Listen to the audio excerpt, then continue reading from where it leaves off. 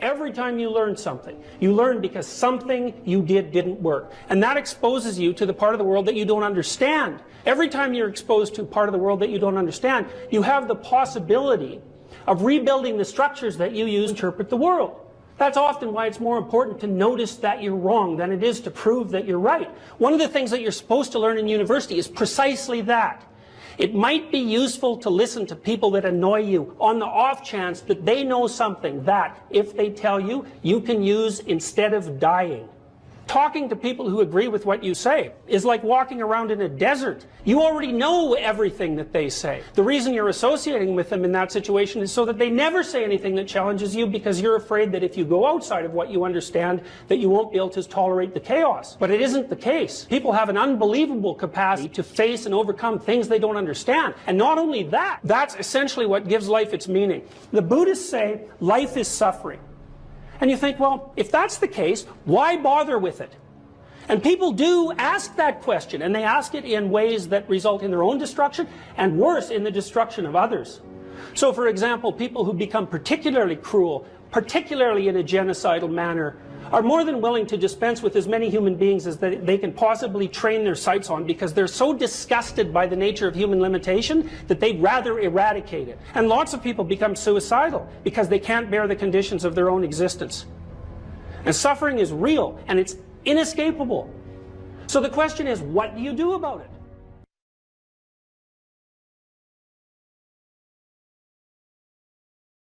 It doesn't matter what your personal circumstances are. There's always something that isn't right near you, isn't correct, isn't laid out properly, that you could just fix if you wanted to. There's no shortage of opportunities to do that. You can do that in your own mind. You can do that in your own room. You can do that in your own household, in your local community. And maybe if you get good at doing it at all those levels, then you can start to look beyond that. If you adopt an attitude that the role that you should play is to make things better wherever you are, however you can, that what would actually happen would be that things would get better wherever you are. The world shifts itself around your aim, because you're a creature that has an aim. You have to have an aim in order to do something. You're an aiming creature. You look at a point and you move towards it. It's built right into you. So that sets up the world around you. It organizes all of your perceptions. It organizes what you see and you don't see. It organizes your emotions and your motivations. So you organize yourself around that aim. And then what happens is the day manifests itself as a set of challenges and problems. And if you solve them properly, then you stay on the pathway towards that aim. And you can concentrate on the day. And so that way you get to have your cake and eat it too, because you can point into the distance, the far distance, and you can live in the day. And it seems to me that that makes every moment of the day supercharged with meaning, because if everything that you're doing every day is related to the highest possible aim that you can conceptualize, well, that's the very definition of the meaning that would sustain you in your life. An uphill trajectory is actually even better than being somewhere good, as far as I'm concerned, because one of the things that really makes your life meaningful is the clear realization that you're headed somewhere better than you are now. And then it's even better if you also understand that there's a direct causal relationship between the things that you're doing and the steepness of that incline. There's two modes of being in the world, right? There's one where you adopt the responsibility for living properly, for being properly, and you make the sacrifices necessary for doing that, and then everything will flourish properly. And the other one is a pathway of resentment and bitterness and rejection and genocide. If you make your life 0.1% better a week, man, in 2 or 3 years, you're in such a better place than you were that it isn't even like the same domain. And if you keep that up for 10 years or 20 years, especially if you're young and you start early, you start to straighten yourself out and fix the things that you can fix. You can transform your lives in ways that are completely unimaginable. And God only knows what the upper limit of that is in terms of human possibility. What you're actually made of What you're made of is what you encounter when you voluntarily encounter the unknown. And so the more you voluntarily encounter the unknown, the more you get made of. And the more you get made of, the more there is to you. And then the more you're good at encountering the unknown and restructuring order and calling forth proper order out of the potential of being. And God, you got to think, why wouldn't you do that since you can do that? The fact that you're fragile is actually a precondition for your heroism, because if you weren't fragile, then there'd be nothing heroic about doing something difficult, right? Because if you couldn't be hurt or damaged or defeated or end up in failure, then where's the moral courage in the endeavor? It has to be that the fragility is built into the courage. People denigrate the opportunities that are right in front of them. And there's no reason to do that, because what's right in front of you is the majesty of being. That's what's right in front of you. It's inexhaustibly complex and full of potential, and there's no reason to assume that wherever you happen to be isn't as good a starting place as anywhere else. Well, I know some people have terrible, terrible lives. They're in situations that are absolutely unbearable. But I also do know that even situations like that can be made a hell of a lot worse by the worst kind of attitude. That's for sure.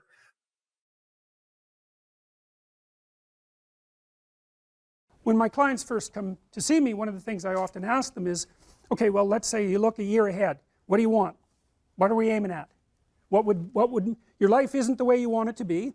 How would it look if it was the way you wanted it to be? Or at least partly that way. Then we aim at that, right?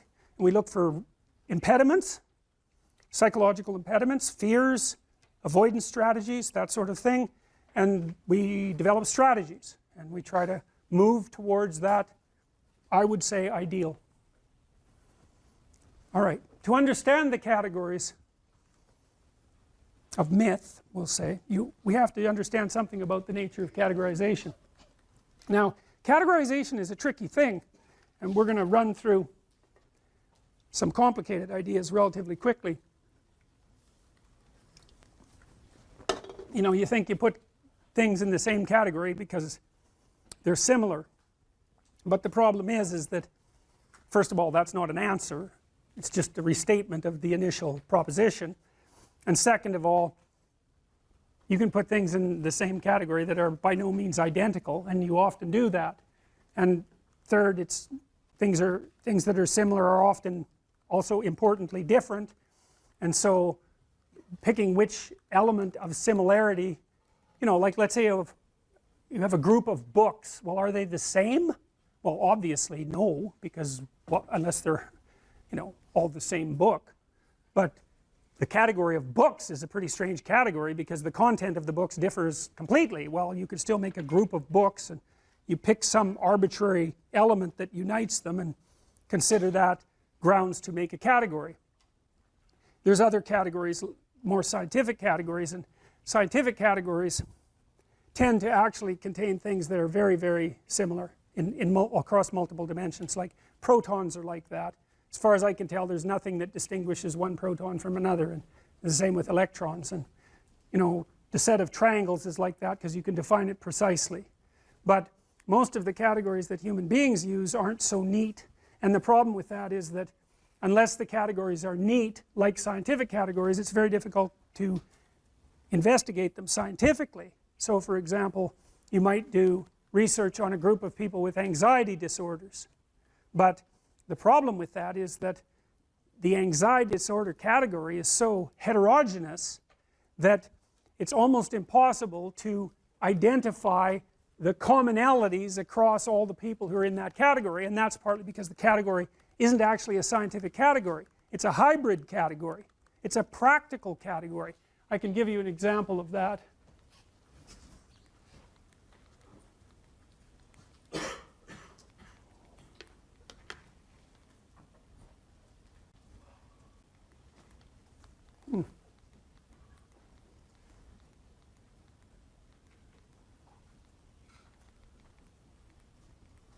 No, I can't because I must not have saved it. Anyways, many of the DSM categories, so these are categories for psychopathology, require, if you're part of that category, imagine there's 7 symptoms that you could have or 8 symptoms that you could have that would put you in that category, like antisocial personality. 8 symptoms. You steal, you kick, you hit, you bite, you know, you're abusive. I don't remember the categories precisely, but you can be in the category if you have symptoms 2 through 5, and you can be in the category if you have symptoms 6 through 8. They aren't the same symptoms, but you're in the same category. And you think, well, how the hell can that be? Well, that's a family resemblance category, roughly speaking, and lots of the things that we use are family resemblance categories. There's a prototype, and then if you have enough of the features of that prototype, imagine the prototype has 10 features, and if you have 6 of those features, you get to be in that category. But it means that the category is actually quite diverse, and that's one of the problems that plagues psychiatry as a science and clinical psychology as a science. It's a really big problem, because if the categories aren't homogeneous, then it's very difficult to draw conclusions about the members of the category. And the psychologists and the psychiatrists claim that those are scientific categories, but they're not, and they can't be, partly because they're aimed at the classification of health or ideal versus non-health or non-ideal, and partly because they play multiple roles, eh? I mean, the category isn't there just to provide neat demarcations for scientific study. The category is there to give people a language to talk about certain sets of symptoms, to diagnose, because, you know, when you come in and you have a set of symptoms, you might want to know what they are, so that you also know what they aren't. It's really a relief often to find a diagnosis. And then of course the diagnosis has certain implications for treatment and for billing and for all of that, so the category has to play all of those roles. So there's multiple types of category, and the categories that we're talking about in relationship to mythology aren't scientific categories. They're categories about the world construed as a place to act. So here's a way to think about it. You're always looking at the world through a framework of reference, and you have to do that because there isn't very much of you. You can't see the whole world at once, and in fact the amount of the world you actually see is so small you can't believe it. The central part of your vision is zipping around, producing a pretty high resolution representation of exactly what you're looking at, but outside of that center, like if I look at you, I can't see her eyes. I can see her glasses, but barely. I can't even tell whether you're male or female. The person past that, I can't see at all. Now you don't notice that, you know. You don't notice that you're that blind because your central vision is always popping around, illuminating that tiny space. But you're so damn blind, it's just mind-boggling. And I'm sure some of you have seen the Invisible Gorilla video, you know, where a gorilla comes into the video and you don't notice, which is somewhat shocking because you would think that you would notice a gorilla. But what happens is that you actually don't notice something unless it interferes with what you're doing. And because what are you going to do? Notice everything?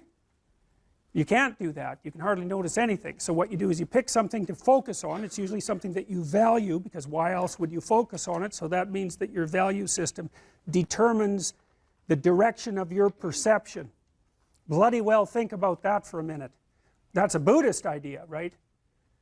People live in a kind of illusion, and sometimes that illusion causes suffering, and they can transform the way they look at the world, and that can release them from their suffering. But the idea that you do live in an illusion, well, I don't know if it's exactly an illusion, but you certainly do live within a framework of perception that's determined by your values. Now that is so weird, you know, because we never think of the world as something that reveals itself through our values. But of course it does, because you look at what you want. You aim at what you want, and once you've aimed, the world lays itself out for you, and that's exactly how perception works. That's why I represented it this way. You're always somewhere, that's point A, and that's somewhere in some place in some time, and you always have some notion about what you want to have happen next. You know, you're going to go to the next class maybe, you've got a plan after this. In this class you have a plan, you're hoping to learn something, I presume, and maybe you have a goal with regards to a grade, and that's nested inside your desire to get a degree, and that's nested inside your desire to be educated and to have a career and have a successful life. So attending to me at the moment The reason you're doing that is because all of those values exist within you simultaneously, focusing your attention. And so you're attending to me and not to something else, assuming that all of you with your computers open aren't surfing the web, which you might be, but assuming that you're focusing, whatever you're focusing on is directed by what you value. And some of that can be unconscious. In fact, a lot of it is unconscious, because you know it's very difficult for you to get control of what you pay attention to. You know what that's like. You're trying to study, it's kind of a boring paper. Christ, your attention is just like everywhere, you know. Maybe you'll vacuum under the bed instead of doing the reading the paper, you know. You can't get a grip on that thing, so your attention has an autonomy. And that's another psychoanalytic idea, you know, because you kind of think, well, you're in control. It's like, really? You ever try telling yourself what to do? How does that work for you? I'm going to go to the gym 3 times a week. Right, sure you are. Yeah, I'm going to quit eating sugar for a month. It's like, how long does that last? It's like 15 minutes, and you're eating like 3 chocolate bars. Any advice for students here? Yeah, read great books. Really, man. You've got this 4-year period that has been carved out of your lives by society. It's given you an identity, like a high quality identity, and freedom at the same time. And you're not going to get that again in your life. You've got a respectable identity, university student, and complete freedom associated with that, or as near as you're ever going to get. And you've got these unbelievable libraries that are full of the writings of people who are intelligent and articulate beyond comprehension. And you know, and you can go there and you can learn all this. And you might think, well, why should you learn it? Well, you learn it to get a job, or you learn it to get good grades, or you learn it to get a degree, and that's all nonsense. It's nonsense. The reason that you come to university to be educated is because there is nothing more powerful than someone who is articulate and who can think and speak. It's power, and I mean power of the best sort. It's authority and influence and respectability and competence. And so you come to university to craft your highest skill, and your highest skill is to be found in articulated speech. And if you're a master at formulating your arguments, you win everything. And better than that, when you win everything, everyone around you wins too. Because to transform yourself into, let's consider your transformation to something approximating the logos. It means you shine a light on the whole world. Well, there's nothing more exciting to do than that. There's nothing better you can possibly do. And to think that you're coming to university to be, you know, trained to have a job, it's like, great, that's a hell of a lot better than being unemployed and covered with Cheeto dust while you're snacking away in front of your video game in the basement. But it's not and I don't have anything against video games, by the way, but it's hardly a triumphant call to being in the world, and that's what university should be calling forth. It's like, God, you people, you know, I know what Harvard students are like. I taught here for 5 years. You people are spectacular. You're spectacular. You're all capable of being world beaters. You transform yourself into something that's articulated and sensible and grounded in history and knowledgeable and wise, man. You can do anything you want, and hopefully anything you want for good. Because if you have any sense, everything you want to do would be for the good, because there's nothing more compelling or meaningful or useful in combating the tragedy of life than to struggle with all your soul on behalf of the good. And the universities have forgotten that. It's why everyone's bailing out of the humanities, and they should. The humanities are corrupt. And they're corrupt because they're not telling students this. It's so bloody obvious. It's like, learn to think, learn to speak, learn to read. It makes you a superpower, an individual superpower. I don't understand why that isn't just told to students. It's not that hard to understand, and everyone wants to hear it. It's like, really, I could do that? I could do that? It's like, yeah, really, you could do that. And the whole society around you has labored for really thousands of years to provide every single one of you with this spectacular opportunity that you have while you're undergraduates and graduate students here, man. Everyone's just praying that you would come here and manifest everything that you could manifest. And that's what you should be doing, instead of waving placards and complaining about how you're oppressed, for God's sake. You see these Yale students complaining about their oppression. It just leaves me aghast. It's like, well, we're against the ruling class. It's like, no, you're baby ruling class members. You're young.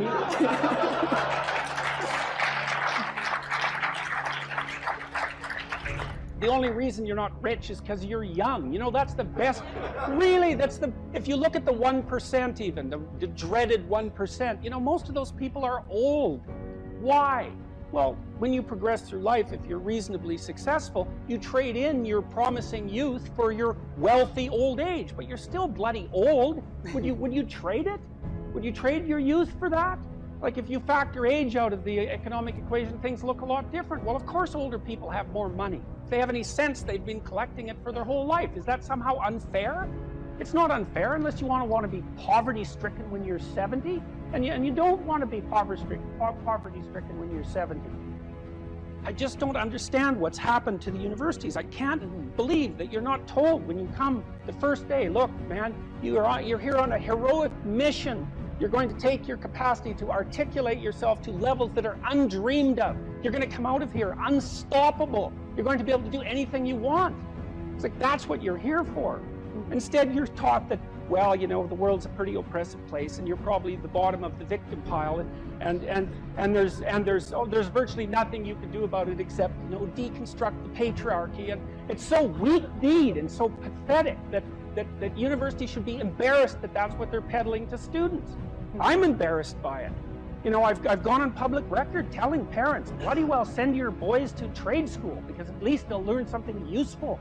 And that's a terrible thing for someone like me to say, because I do believe that being articulated and educated in the highest possible manner there's nothing that's better for you and for society. And why have the universities forgotten this? Well, that's postmodern neo-Marxism for you, you know, and the philosophy of intense resentment and oppression and group identity, and God, it's just pathetic. Dr. Peterson, I think a lot of students here would agree with you that one of the main purposes of education at college, particularly at Harvard, is to develop their sense of articulation, their ability to read, their ability to critically think. But then what comes after? Particularly at Harvard, there's a big discussion on what is a good life? What does it mean to use those skills that we get here, and then we graduate? What do we do from there? Stop unnecessary suffering. That's what you do. You know, that's your calling. It's like you say, well, what do you do after you graduate? Well, if you graduate articulated and powerful, there will be people giving you so many opportunities you won't even be able to keep up with them. You know, I've worked with very, very competent people in many different domains in my life, hyper competent people. And I can tell you some very interesting things about hyper competent people. The first thing is they are not selfish. And they're not greedy. And one of the great pleasures in their lives is to find people who have the capacity to also be hyper competent and to open doors for them as rapidly as they can possibly be opened. They delight in that, because there's very few things that are more intrinsically meaningful if you're an accomplished person than to find young people who have the possibility of being accomplished and say, hey, look, here's an opportunity for you. It's like, go out there, man, kill it. And then they go out there and kill it, and you think, right on, man. Here's another opportunity. Why don't you go out there and nail that too? And you think, no, they're all hoarding their wealth, and they're not going to share it with anyone. It's like, that's absolute, complete rubbish. And so you don't even have to worry about what you're going to do after you graduate from here if you turn yourself into half of what you could be, because people will be dying to offer you every opportunity that you can possibly make use of. So it's a moot point. The world is always desperately short of people who can think and speak. And you think, well, I won't be made use of. Well, first of all, you can't say that if you're at Harvard, for God's sake. I mean, people already figured out who you are. They've already figured it out. And they're offering you the world on a gold platter. They take it. It's yours. Take it. It's like, great, man. Put yourself together and deserve it. That would be great. And that's what everyone wants. It's what your parents want. It's also what you want. You know it. It's what you want. It's what women want from men. It's what men want from women. It's like for you to be who you could be. And the highest faculty of the human being is articulated speech.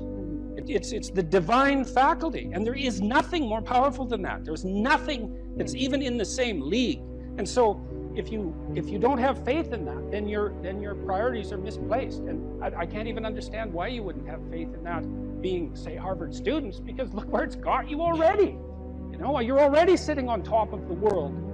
So deserve it, make use of it, right? Go out there and fix things up. That's what you need to do. There's lots of things that need to be fixed up. And what you want to do is burden yourself with so much responsibility that you can barely stand. And then you'll get stronger trying to lift it up. And you won't be asking, what should I be doing with my life, or what's the meaning of life, or any of that. It'll be self-evident.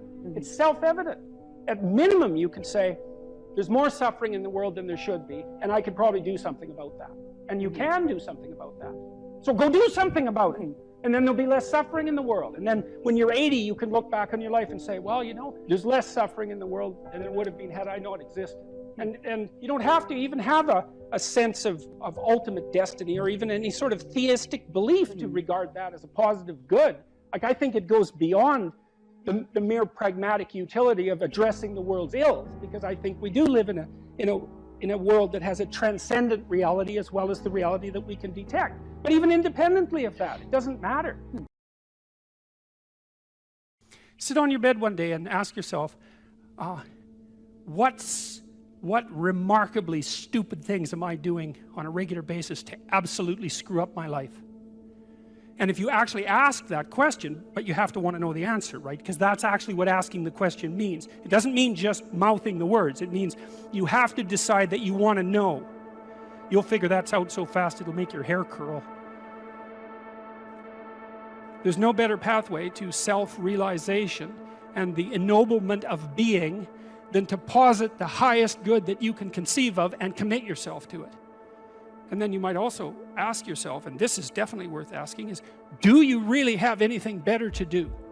And if you don't, well, why would you do anything else? If you orient yourself properly and then pay attention to what you do every day, that works.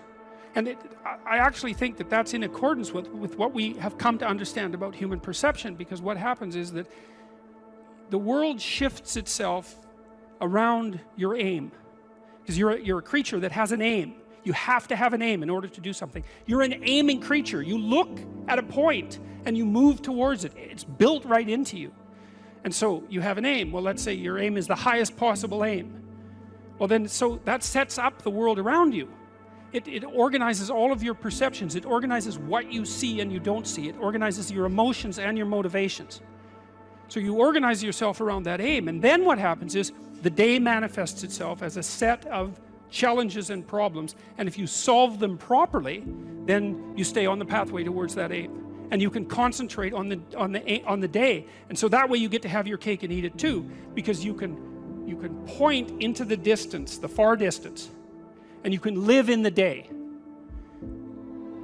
And it seems to me that that makes every moment of the day supercharged with meaning. That's how, because if everything that you're doing every day is related to the highest possible aim that you can conceptualize, well, that's the very definition of the meaning that would sustain you in your life. Well, and then the issue is, well, back to Noah. Well, all hell's about to break loose and chaos is coming. It's like when that's happening in your life, you might want to be doing something that you regard as truly worthwhile, because that's what will keep you afloat when everything is flooded. And you don't want to wait until the flood comes to start doing that, because if your ark's half built and you don't know how to captain it, the probability is very high that you'll drown. Ask and it shall be given you. Seek and ye shall find. Knock and it shall be opened unto you. For everyone that asketh receiveth, and he that seeketh findeth, and to him that knocketh it shall be opened. That sounded pretty optimistic again. But again, I think it's a description of the structure of existential reality, and by which I mean, when I'm in my clinical practice and I observe, and this is also the case with my students, is, let's say, people's lives aren't what they would like them to be. And so then you ask, why? Well, forget about tragedy and catastrophe, because that's self-evident, and we're not going to discuss that. Although the degree to which you bring about your own tragedy is always indeterminate. But I would never say that every terrible thing that is visited on a person is something they deserved. I think that that's a very dangerous presupposition, especially because everyone gets sick and everyone dies.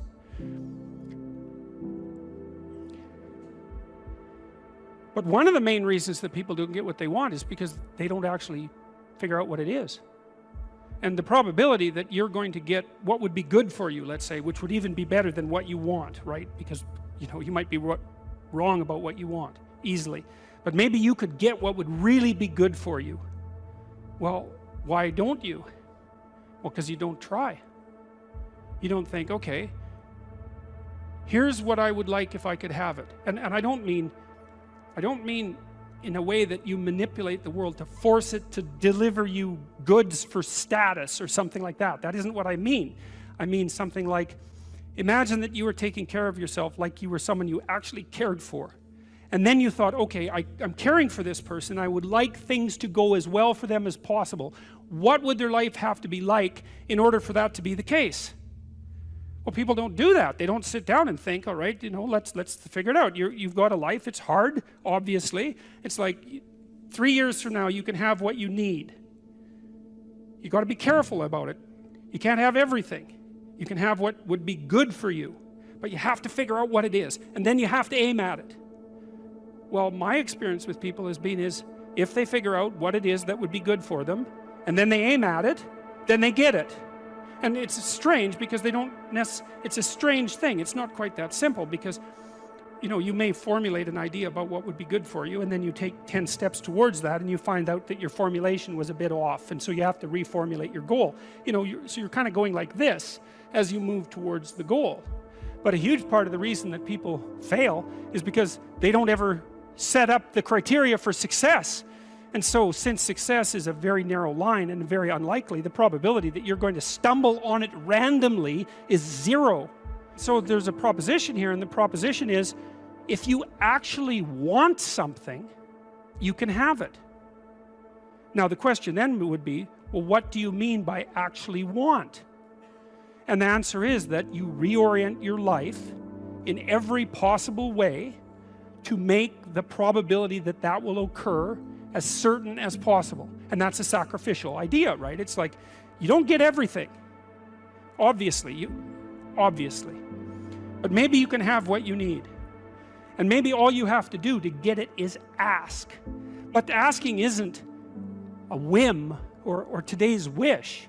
It's like, you have to be deadly serious about it. You have to think, okay, like, I'm taking stock of myself. And if I was going to live properly in the world, and I was going to set myself up such that being would justify itself in my estimation, and I don't mean as a harsh judge, exactly what is it that I would aim at? And so the issue is not so much the blindness of others, even though there's as much blindness among others as there is for you. But the issue here, the advice here, the description here is, you should be concerned about what's interfering with your own vision first. And you should leave other people the hell alone in relationship to that. And so if your mode of being in the world is, if you would just act better, things would improve for me, or if you identify the evil and the catastrophe as something that's outside, that someone else needs to fix, or that someone else is responsible for, then you're not going to fix that. And you're going to remain blind to the things that you're doing and not doing that make things not go well. And so it's just better to think, all right, I'm probably blind in many, many ways. And maybe there are some ways that I could rectify that, because it's highly probable that you're blind in all sorts of ways. I mean, in fact, it's virtually certain. And so it's just more useful to think, how is it that I'm wrong in this situation?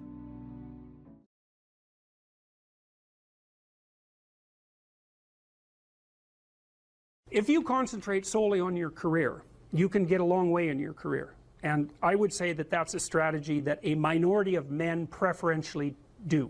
That's all they do. They work like 70, 80 hours a week. They go flat out on their career. They're staking everything on the small probability of exceptional status in a narrow domain. But it's hard on them. They don't have a life. It's very difficult for them to have a family. They don't know how to take any leisure activity. Like, they get very one-dimensional. Now, it may be that that unidimensionality is the price you have to pay to be exceptional at one thing, right? Because if you're going to be something like a genius-level mathematician, and you want to do that for, or a scientist, say, it's like, you're in your lab all the time, you're working 70 hours a week or 80 hours a week, you're smart, you're dedicated, you're unidimensional, And that's how you get to beat all the other people who are doing that. It's the only way. But the problem is you don't get a life. Now, if you love being a scientist and you have that kind of focus of mind, well, first of all, you're a rare person, and second, you're going to pay for it. But fine, more power to you. But it's a risky business to do that. You sacrifice a lot for it. You know, and I would say most often, if you're speaking about having a healthy life, that isn't what you do. You spread yourself out more. So, you know, you have a family, you have some things that you do outside of work that are meaningful to you and useful. You have a network of friends. Well, those 3 things alone, or 4 things alone, are plenty to keep you well oriented. And then if one of those things collapses, you know, everything doesn't go. Now, the price you pay for that is the more you strive to optimize that balance, the less likely you are to be fantastically successful at any single one of them. But you might have a very, you know, if you consider your life as a whole, that might be a winning strategy. One of the things Carl Jung said, I really liked this. He thought that men went after perfection and women went after wholeness. There's something different at the top of the value hierarchy.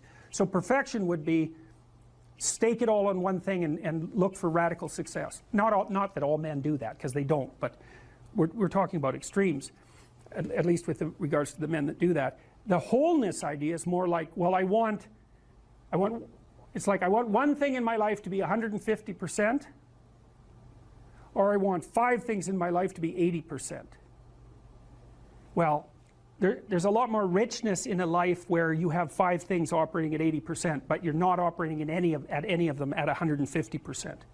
So, and I really believe this because I've watched men and women go through their careers now for a long period of time, and one of the things that, there's lots of things that produce this, but one of the things that I've noticed is that mostly women in their 30s bail out of unidimensional careers. They won't do them.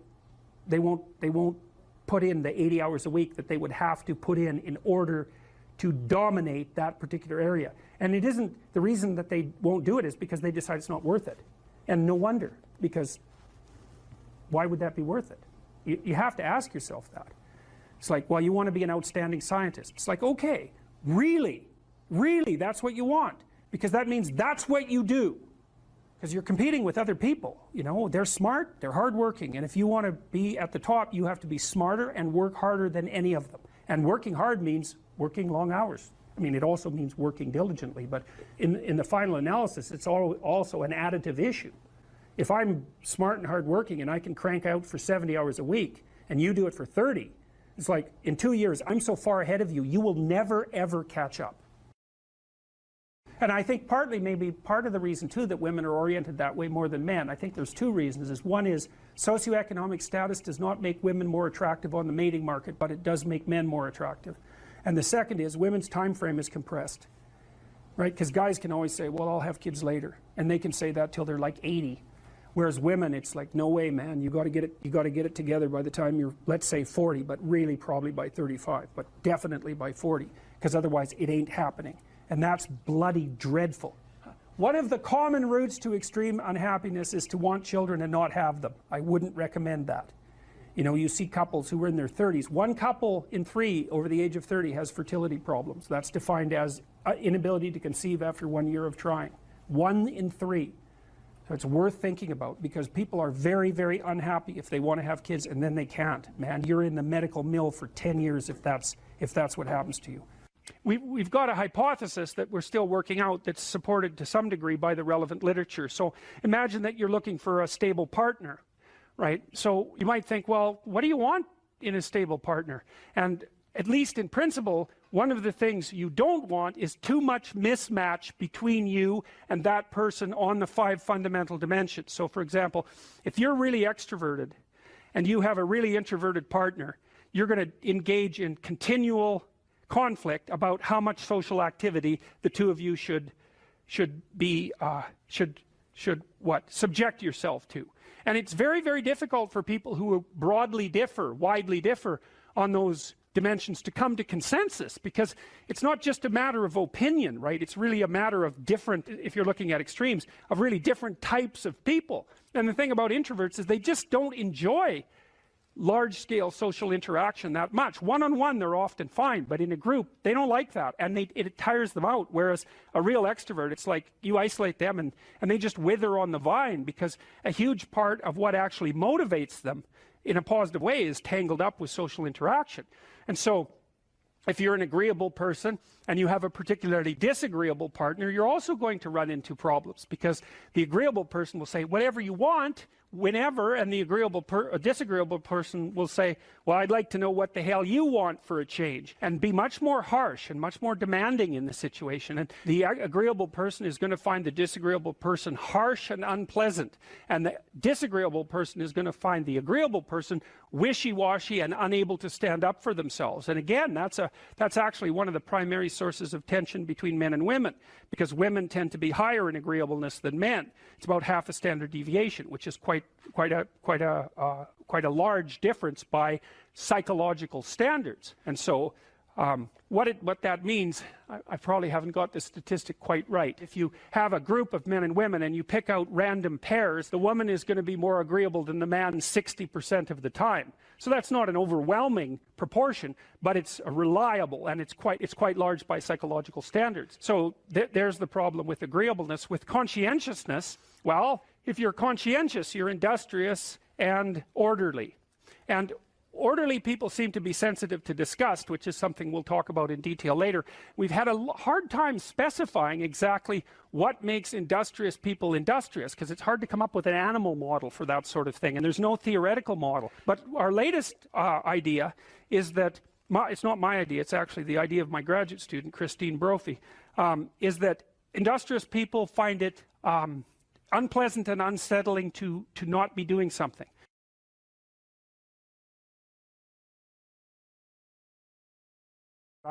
I wouldn't consider myself either naive or particularly optimistic person. I don't think I'm either of those. But this is actually an idea, this is one of the only ideas that I've ever found that I really believe to be rock solid. I actually think that it's true. And it's very optimistic, because it says you can use your sense of meaning to calibrate your progress through life. But there's rules. You have to aim at the highest possible good that you can conceive. Now, and that's subject to update, because what the hell do you know? But you start by aiming at the star you can see rather than the dimmer one that you can't yet perceive. And then you decide that you're going to do that honestly, right? That's a big decision. So the first decision, I think, in some sense, is a decision of love.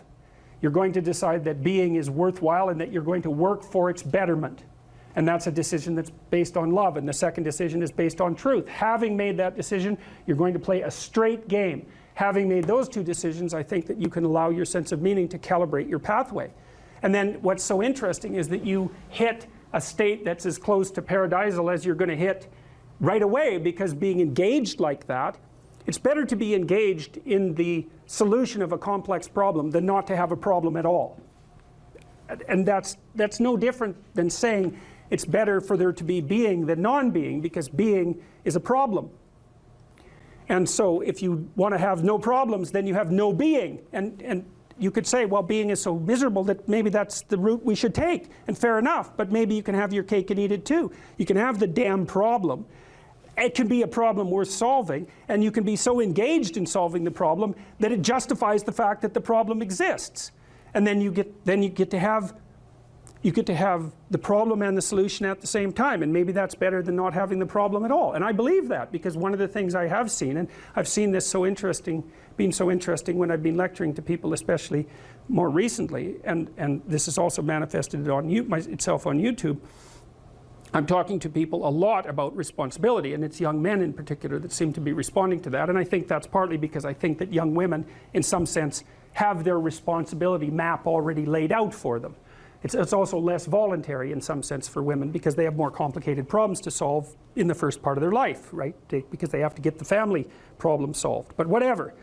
I've been talking in a very delineated manner about responsibility, which is a strange thing to sell to people, but responsibility is what gives your life meaning. And so then you might say, well, then take on ultimate responsibility. And what happens? you have an ultimately meaningful life. And then you might say, well, if your life is ultimately meaningful, it doesn't matter if it's punctuated by tragedy or even predicated on tragedy. It's worth it. And I think that's true. And everything I've seen indicates to me that's true. Every time I get my clients to take on more responsibility, you know, and it isn't an injunction. You're a bad person, you should take on responsibility. It has nothing to do with that. You can define the damn responsibility. It isn't something that someone else should impose on you. It's not a matter of doing what you should do in some abstract manner. It's not that. It's the choice of what game you're going to play. And you know, you can play the game of the seeker, I would say, and if you play that game, then everyone wins. And it's the best game you can play. And so the answer, in some sense, to the tragedy of life, to the catastrophe of life, to the fall, is to adopt the responsibility of mortality that goes along with that, and to play that game maximally. And paradoxically, it's in the willingness to do that that the solution emerges. And I don't, you know, I have done my best with every single thing I've talked to you guys about. I have done my best to do what Dostoevsky does in his novels, which is I make a proposition and then I spend months or years trying to figure out if I can take the bloody thing apart, if there's something wrong with it, because I want to find out. I want to hit it with a hammer and see if it breaks. And what I've been trying to do is to tell you all the things that I've gathered, let's say, or laid out or articulated or discovered over the last 30 years that I have not been able to break with the biggest hammer that I could take to them. And I guess that's the fundamental one, is that I believe that the idea that lurks in these images, derived from very different cultures, it's the same idea. Life is suffering. Right, indisputable. What do you do about that? You voluntarily accept it and then strive to overcome the suffering that's a consequence of that. And you do that for you, and you do that in a way that makes it better for other people. And then that works. And one question might be, well, how well does it work? And the answer is, the only way that you can find out is by trying it. That's it. That's the existential element of it. The proof is to be derived by the incarnation of the attitude in your own life. No one can tell you how it will work for you. It's the thing that your destiny is to discover that. And you have to make the decisions to begin with. It's like, because you can't do this without commitment. You have to commit to it first. That's the act of faith that Kierkegaard was so insistent upon. You have to say, I'm going to act as if being is good. I'm going to act as if truth is the pathway to enlightenment. I'm going to act as if I should pursue the deepest meaning possible in my life.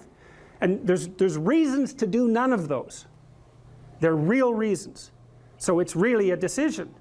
But you can't find out what the consequence of the decision is unless you make the decision. I think the same thing happens when you get married, by the way. So if you think you might leave, you're not married. And then you think, well, the marriage didn't succeed. It's like, well, maybe you were never married. Because the rule is, you don't get to leave. And there's a reason for that rule.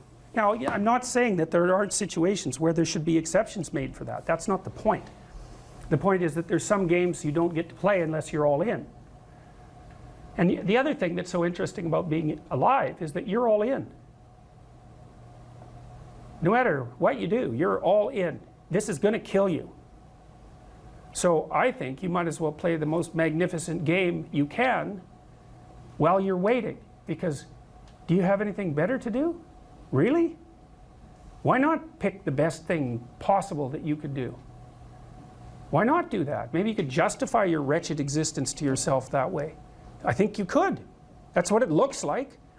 You know, people find such meaning in the responsibilities they adopt, it stops making them ask questions about what life is for. If you have a newborn child, for example, like, unless you're really in a bad way, psychotically depressed, or maybe your personality really needs some retooling, you stop thinking about anything but ensuring that that baby is doing well. And if someone comes along and asks you an existential question about your commitment to that, the right response is, why are you asking me such stupid questions when this is manifesting itself right in front of your eyes? Like, how blind can you be? That isn't a time for for questions about the meaning of life. The answer is right in front of you. And if you can't see it, it's not because life has no meaning, it's because you're blind. I mean, that's what the image of the Virgin Mother and the child is all about. It's like, what's the answer to the meaning of life? Here's an answer. It's like, well, I'm going to criticize that. Well, go right ahead.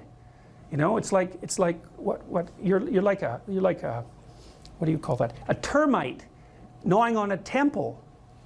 There's no utility in that sort of criticism. It's blindness.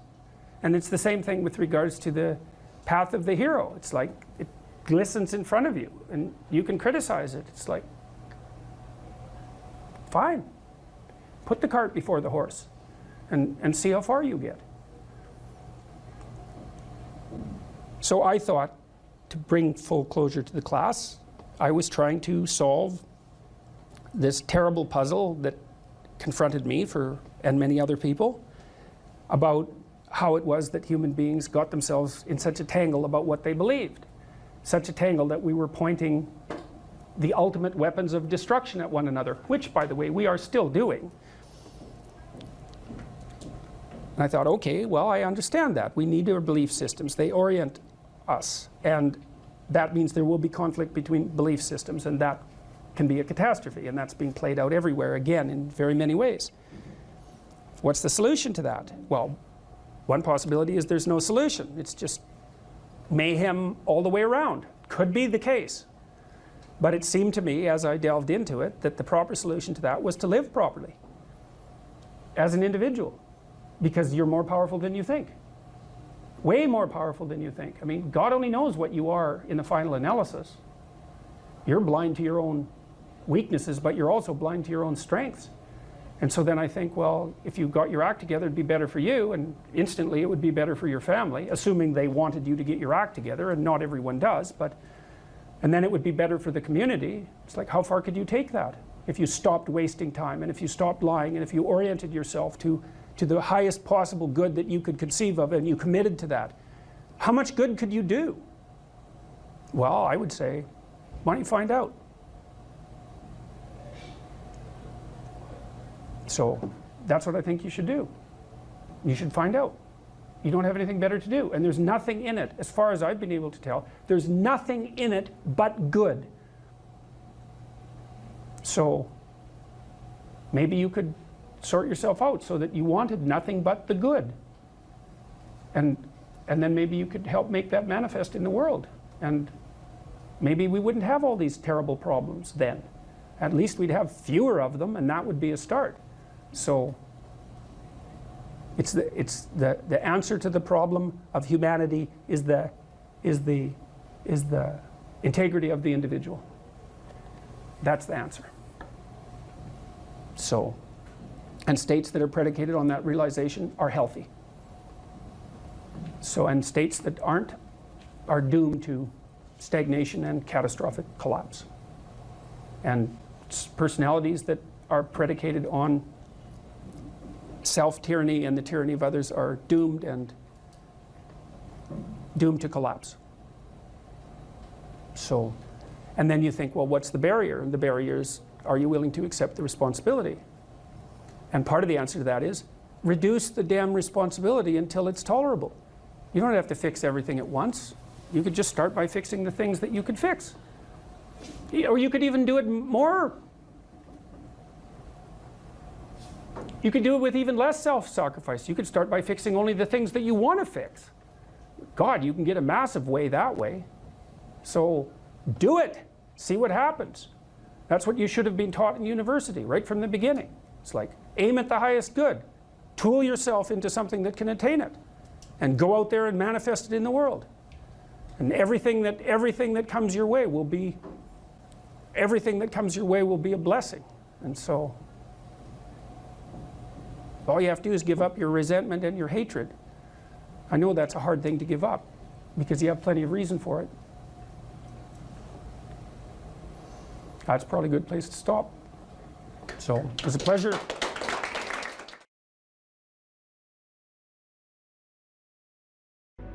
We were sitting in the first row of the plane, and do you remember the guy was a young black man sort of ran onto the plane. He was wearing a yellow vest. He was a worker working the bridge or something. And he came up to you and he said, I'm not supposed to be on the plane right now. I'm not supposed to say anything, but you helped me turn my life around. I got this job because of you. And what I remember more than anything else is he had this huge smile on his face. But it wasn't because you told him to go out there and be happy.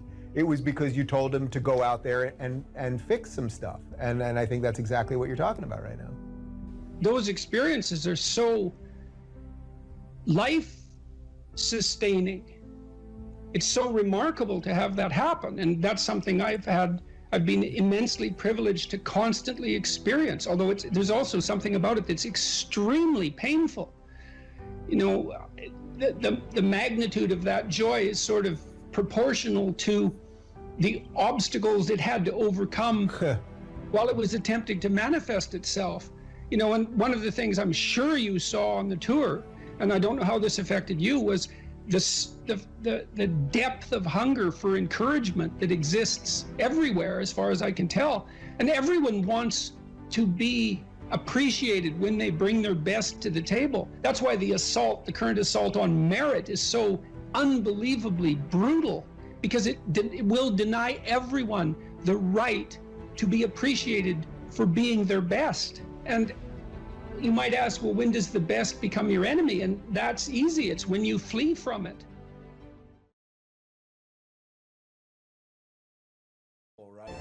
You don't know what's possible, and you're not as much as you could be. And so God only knows what you could do and have and give if you sacrificed everything to it.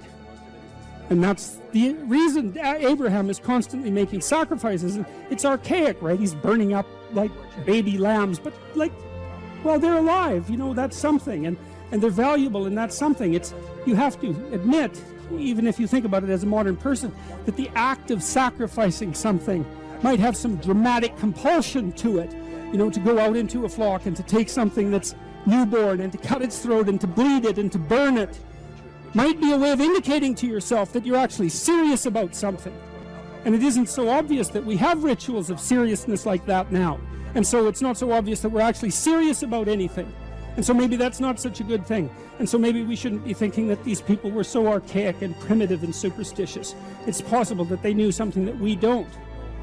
And certainly in the Abrahamic stories, one of the things that maintains Abraham's covenant with God is his continual willingness to sacrifice. It's so that sacrificial issue is so important, because you are not committed to something unless you're willing to sacrifice for it. Commitment and sacrifice are the same thing.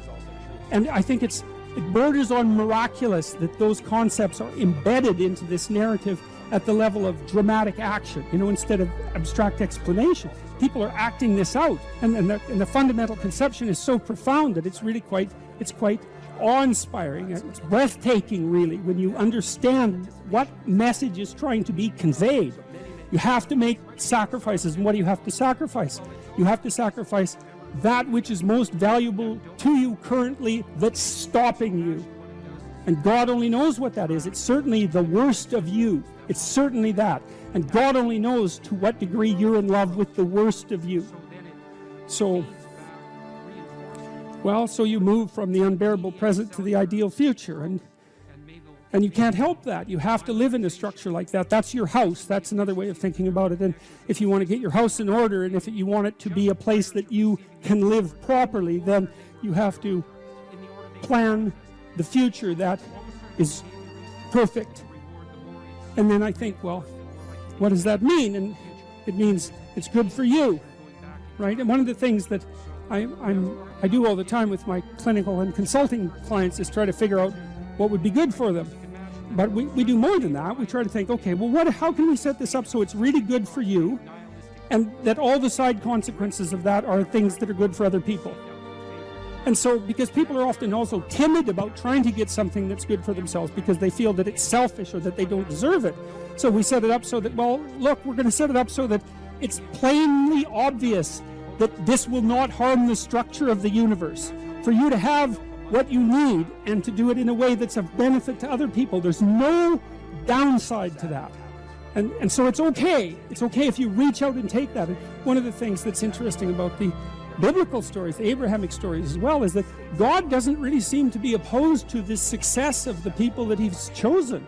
You know, what happens to them is as they progress through their journey is they get larger flocks, and they get more authority, and they get life more abundant. That's what happens. God doesn't seem to be a miser in the Old Testament. It's like if you put in the effort and you accept the covenant and you make the sacrifices, then you get to be successful, and maybe successful beyond your wildest dreams. And that's actually seems to be okay with God, and that's pretty cool given that, you know, that general notion of. But again, it seems to me that that's very good news, and that you also don't have to be perfect in order to have that happen. And then the other thing, this is the issue about going into the unknown. It's like, well, if you leave your country and your kin and your father's house, and you go out into a land that your intuition guides you to, you're going to undergo these radical transformations. This is a sacrificial transformation too, because you're moving forthrightly and voluntarily into chaos, right? And that's the same as the dragon fight. That's the hero's story. And what will happen there is that you will transform yourself. And so the call to an ideal is also the call to a sequence of deaths and rebirths that move you closer and closer to the ideal. If you write a book, which is virtually impossible, and then get a publisher, which is virtually impossible, you probably have a rejection rate of 99%. So then if you do manage to publish the book with a reasonable publisher, which you won't because it's impossible, then you get 8% royalties. That's it. So 92% of your labor goes to the sales, marketing, and distribution end of things. And so it's very, very difficult to generate capital as an entrepreneur. And there's innumerable impediments. One of the things that people do, and this is something for those of you who might be entrepreneurially minded, here's another thing that you have to understand, is that you can't really create a product and then launch it. Because first of all, you don't know how to do that. You might know how to create the product, but you do not know how to market or sell it. You don't know how to advertise it. You don't know how to communicate about it. You don't know how to ship it. Like, there's all sorts of things you just don't know. But worse is you don't know if people will use it. And so what companies do that roll out new products on a relatively continual basis do is they don't develop the product and then go sell it. They continually communicate with their customers about what product the customer is willing to buy next, and then they develop that.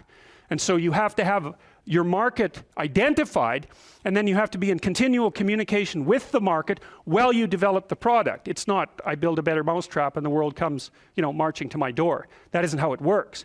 Is that you got to find out if someone wants to buy your stupid thing. And then the next thing is that even if you have a great thing, you're going to go talk to people and they have 50 great things that they might buy. And they're all great, but they're not going to buy all 50. They might buy one, maybe, and maybe they'll buy it this week, but probably they'll buy it in 6 months. And they're not going to buy any of them, no matter how great, unless they're on fire and you're selling water.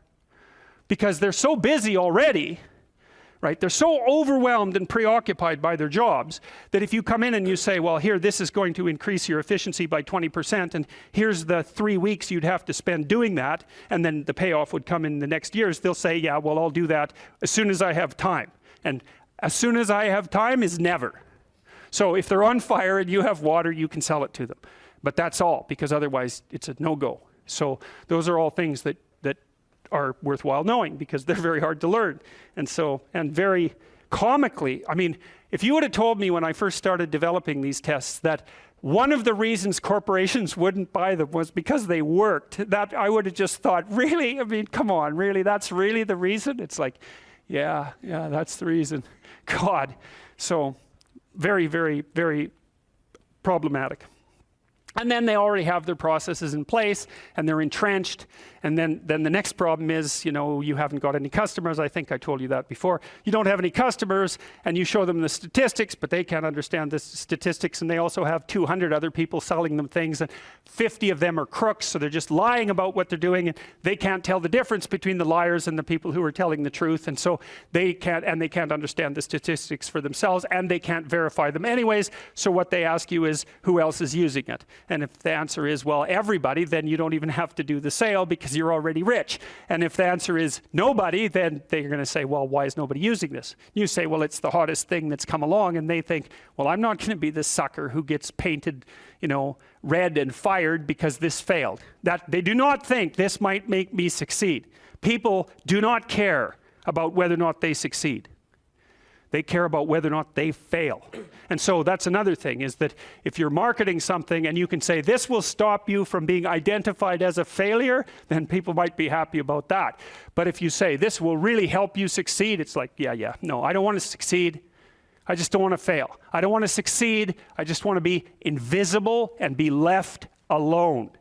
And if you're looking for people's fundamental motivation, that's it. It's they want to be invisible and they want to be left alone. I tell you the zebra story? Any of you know that story? Okay, I'll tell you this zebra story. Stop me if I've told it to you before. This tells you everything you need to know about human beings. So it's worth knowing. Okay, so zebras have stripes. And people say, well, that's for camouflage.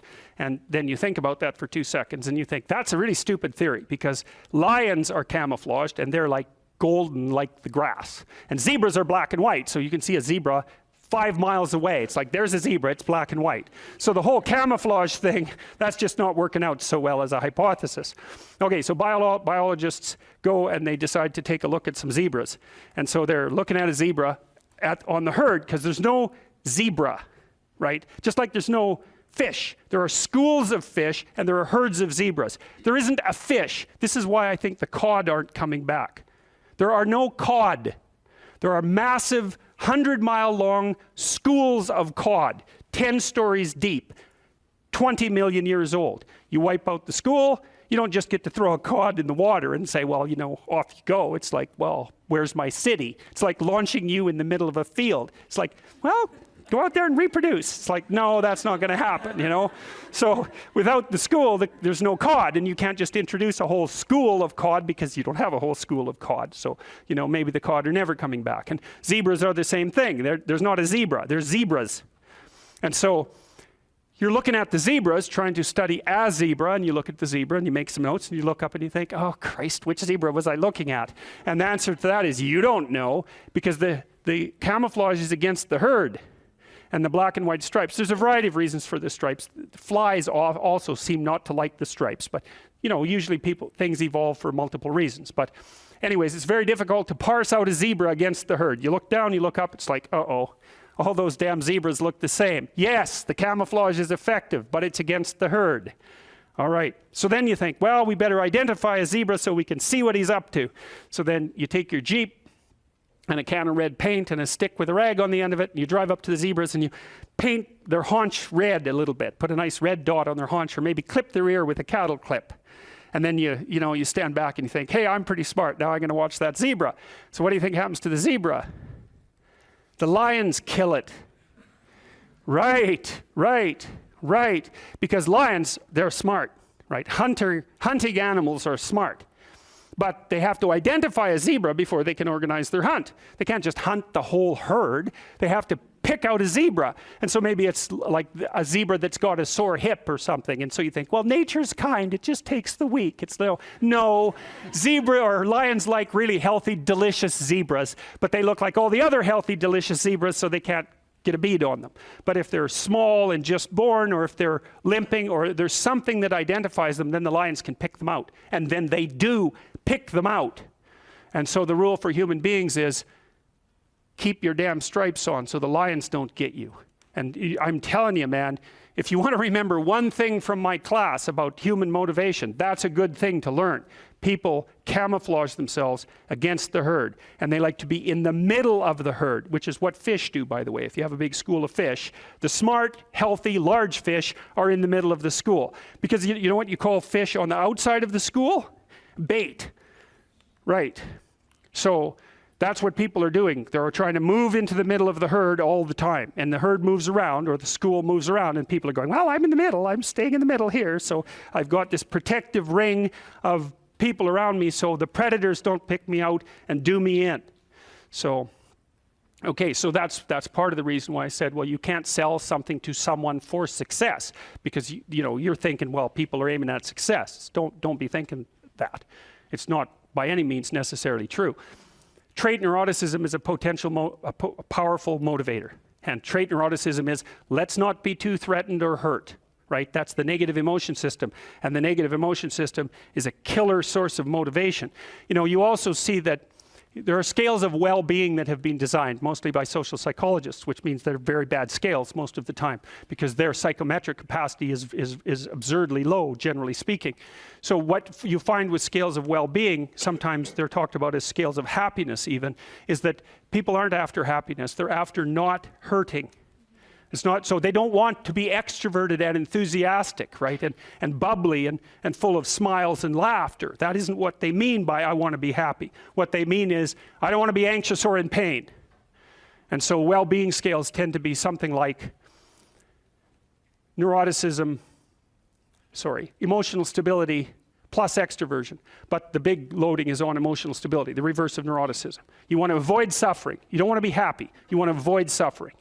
And one way to avoid suffering is not to let the lions gnaw on you. And one way of doing that is to stay in the middle of the damn herd. And so, I'm not being a smart aleck about this. I understand why people do that. There's real danger to being visible. There's real danger in being visible. Now, you might be successful if you're visible, but you also might be dead. So, one way of conceptualizing yourself is that you're one speck of dust among 7 billion. And when you conceptualize yourself that way, you might think, well, what difference does it make what I say or do? And that's actually quite convenient for you, because if it doesn't matter what you say or do, then you don't have any responsibility and you can do whatever you want. The price you pay for that is a bit of nihilism, but if you don't have to shoulder any responsibility, that's a small price to pay.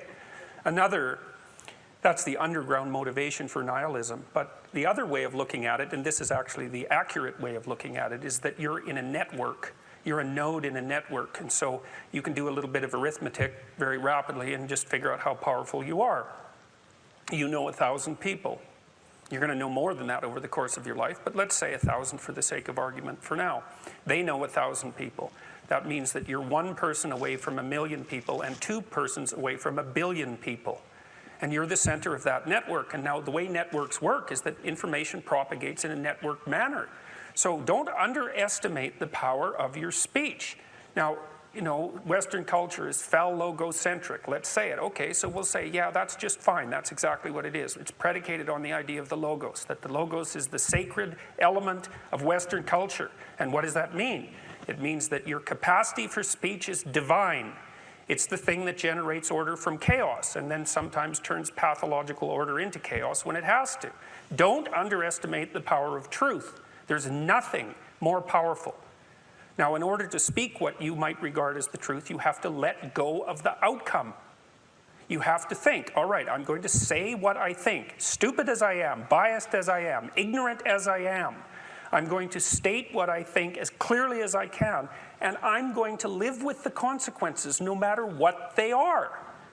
Now, the reason you think that's an element of faith. The idea is that nothing brings a better world into being than the stated truth. Now, you might have to pay a price for that, but that's fine. You're going to pay a price for every bloody thing you do and everything you don't do. You don't get to choose to not pay a price. You get to choose which poison you're going to take. That's it.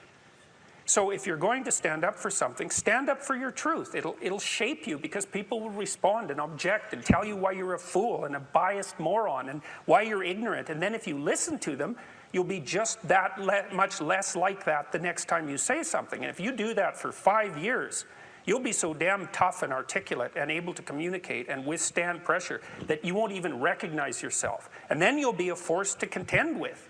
And you don't get to wait until, because I get letters like Gad Saad gets all the time too, from faculty members in particular, and they say, well, when I get tenure, it's like, then they think, well, when I'm an associate professor, and then they think, well, when I'm a full professor. It's like, if you're a professor already, you're like the most protected person in the history of the planet, and you need, well, okay, but one of the things that indicates is that it's almost impossible to provide people with enough protection so that they feel safe to speak. Okay, so we'll address that directly. It is not safe to speak, and it never will be.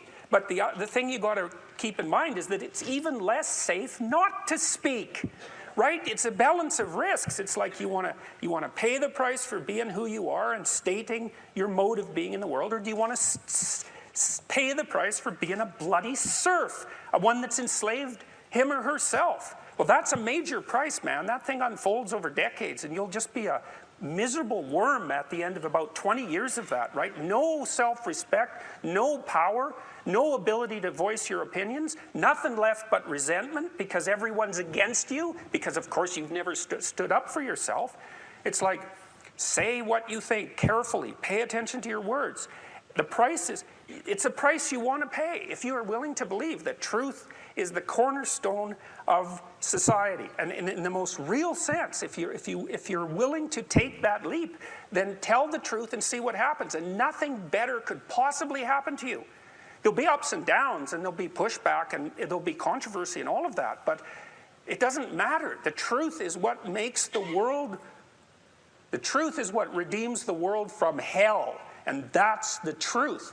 And we saw plenty of hell over the last 100 years, you know, and we haven't learned a bloody thing from it. It's like, wake up, tell the truth, or at least don't lie. That's a start. And you got to understand that's a risk. But I have one more brief thing to say about that. So, you know, I said what I had to say back in September, and I'm sure that I could have done it better, and many people have told me how I could have done it better, although it didn't mean they would actually do it, but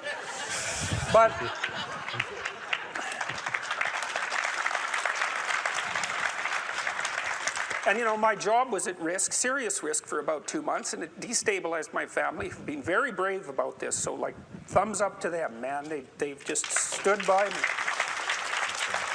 But here's the optimistic news, is the university has left me alone completely. I shook hands with the dean 2 weeks ago. We're on friendly terms. They don't want this to go any farther than it has already. The students were tremendously welcoming when I came back to teach in January. I haven't had a single negative incident at the university. And I've received thousands of letters from people all over the world, all of which have been in support. I've received 2 negative letters. That's it. 2. So the people have an inchoate longing to have the sort of thing that we're talking about articulated. And so don't be thinking you're alone. It's just that people can't talk, they're afraid to talk, or they don't know what to say. And those are real problems. So if you're reasonably articulate, like, start talking and sharpen yourself up. I mean, the enemy is a cloud. They're a cloud of gnats. They're only courageous in groups. They're only courageous in mobs. If you stand your ground and don't apologize and articulate things properly, they'll disperse around you like they're not even there. So most of it's illusion. So don't be afraid, but be afraid of the right thing. And the right thing you should be afraid of is not saying what you say, because that's the same as not being. And here you are, suffering away. You might as well be at the same time. At least then there's something to you. So.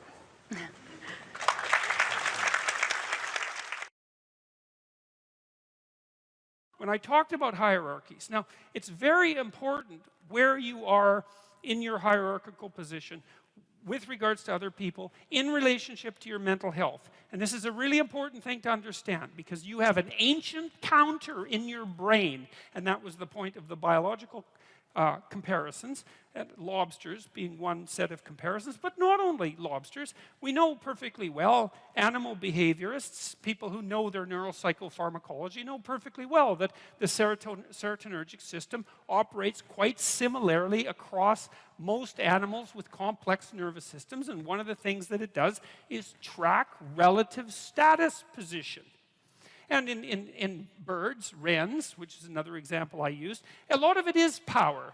You know, wren's a little bird. It's quite a cute bird. It sings very nicely, and you think it's harmless, but it's not. It's a vicious little character. And I used to sit in my backyard and record wren songs on my tape recorder, and the wren that lived in our backyard would dive bomb it, you know, 4 inches away, and it was very brave of him. And he had a little nest that was up in a tree, and there were some nests that we had built, birdhouses, in the neighborhoods nearby, in the yards nearby. And he would go, like half his day spent stuffing those other birdhouses with sticks so full that no bird could get in them. You know, it was like, this is my damn yard, which is what he was saying when he was singing so beautifully. And you better look the hell out, because if you build, I'm going to stuff your damn house with sticks. And if I see you sitting on a branch, I'm going to dive bomb you and knock you off.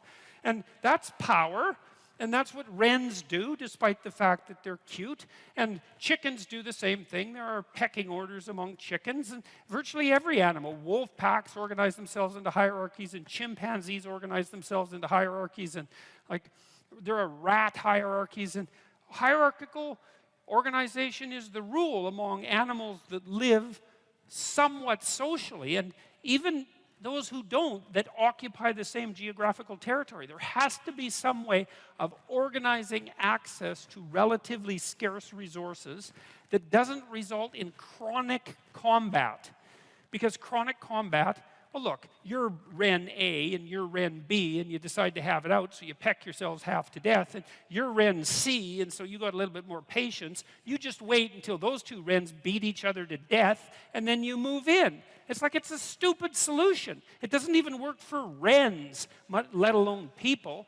And so, you know, the wrens announce their prowess, and they do that with the quality of their song and their displays, and they indicate to one another who shouldn't be messed with, and then there's a minimum of combat. And you could make a pretty good case that that's power, But like, it's not like wrens get together and build like wren apartment houses and then go out on collective worm hunt insects, I guess, collective insect hunting expeditions and bring them all back and distribute them, and, or make insect farms so that there's more insects for all the wrens. They haven't got that far, you know. They're competing in a zero-sum game. And that isn't what human beings do. We figured out how to not have zero-sum games a very, very long time ago. And it turns out that if the game you're playing isn't zero-sum, right, which means that there's only a finite number of resources and everybody has to fight to the death for them, and some are going to get the lion's share and others are going to starve. If you're not playing a zero-sum game, then you can learn to cooperate and compete in an intelligent and civilized manner, and all of a sudden, there's more than enough for everyone. Now, still, some people are going to have more than others, you know, but there's nothing. How are you going to stop that? And do you want to? Like, do you want to only know what, do you want to only be allowed to know what everyone else knows? You don't get to know anything that anyone else knows, because it's got to be equal. You want everyone to be exactly the same amount of attractive. You know, and if you averaged attractiveness overall and you only allowed each person to be as attractive as the average person, there'd be not much attractiveness left in the world. And it seems to me that that would be quite the loss, you know. And strength, you're not allowed to have any additional strength or ambition or talent or let's say athletic ability. It's like, or artistic ability. I mean, aren't we kind of happy that there's massive inequality in the distribution of talent? I know it's harsh and hard, but you can't expect everybody to have every talent that there is, and it would be a hell of a sacrifice if no one got to have any talent, because it wouldn't be fair. And so I don't get the whole equality of outcome thing. It isn't going to work. There aren't that many geniuses, you know? We want to exploit the geniuses and get them to work for us. And if the price is that somebody has more than you do of something, well, suck it up, for Christ's sake. Well, Jesus, seriously, man. It's like, look, how much more do you have than most people have? You know, you need to make $30,000 a year to be in the top 1% of the socioeconomic distribution worldwide. You know, you always hear about the 1%. Right, the evil 1%. And they churn, by the way, because it's not the same people all the time. It's like all of you here are in the evil 1%, and you think, well, that's not very fair, because I was really only talking about within my country. Well, that's convenient for you, you know. It makes it really, really convenient argument for you. It's like, well, all those other people, those foreigners, they don't count. If they're poor, who the hell cares? It's the Australians that matter. You know, and so no, that's a non-starter. You know, and by historical standards, you're doing a hell of a lot better than the top 1%, I can tell you that. I read a nice article by a coalition called Human Progress the other day, and they were comparing the typical middle-class person who lives now with Rockefellers in the 1919s, and say, well, would you rather be a middle-class person now or Nelson Rockefeller in 1919? And the answer seemed pretty damn clear that, well, you know, if you were Nelson Rockefeller, then you would have been richer than anyone else. And there's something to be said for that status, right? Because people do like to have more than others. I don't know if it's a good thing or not, but it is one of the things that we like. And so you'd have that. You'd be richer than everyone else. But there'd be all sorts of things that you have that now that Nelson Rockefeller wouldn't have had a hope of purchasing, like the antibiotics that he would have needed to stop his son from dying, for example, you know, just as a start. And so I think this complaint about inequality, look, no one likes inequality exactly. You walk down the street, this is why I always get a kick out of people who protest, I'm against poverty. It's like, really? You're against poverty, and you think that's a unique enough attribute so that it was worth your time to make a sign that said that you were against poverty and show other people. It's like, I've never met anyone that was for poverty. You know, you walk down the street with someone who's pretty well off, you know, and they've got 1920s spats on and a bowler, and they're feeling pretty damn rich, and a Stockster certificate sticking out of their back pocket, and, you know, there's a homeless person there, and they give them a good kick, and they say, the more poverty, the better. It's like, no. You know, when people walk down the street and you see homeless people, and they're often, homelessness is a complex problem. Like you think, well, homeless people are poor. It's like, yeah, man. That's like one problem they have out of 50. And like I've worked with poor people, you know, in my clinical practice, and poor in multiple dimensions. And many of them, you gave them money, they were just done. Especially if they were like alcoholics and cocaine addicts. As long as they were broke, they had some hope of living through the next month. But as soon as their unemployment check showed up, man, they were face down in the ditch 3 days later, right? Nothing but cocaine and alcohol with all their idiot friends for 3 days. And then they'd show up back in my practice saying, you know, God, I relapsed again. I said, well, what happened? Well, my money came in. It's like, yeah, money's really going to do you a hell of a lot of good. It'll just kill you faster than poverty.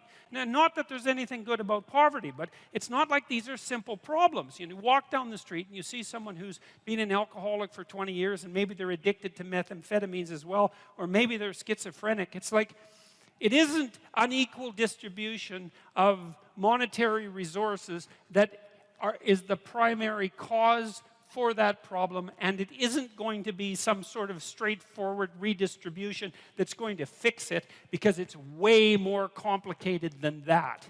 And so, and then the whole power thing too. It's like, look, I get it. I get the left wing issue, and I really do. And I think I get it better than the damn left-wingers get it. Because, you know, most of the radical types, they follow Marx, and they say, well, one of Marx's dictums was that capital tended to accumulate in the hands of fewer and fewer people.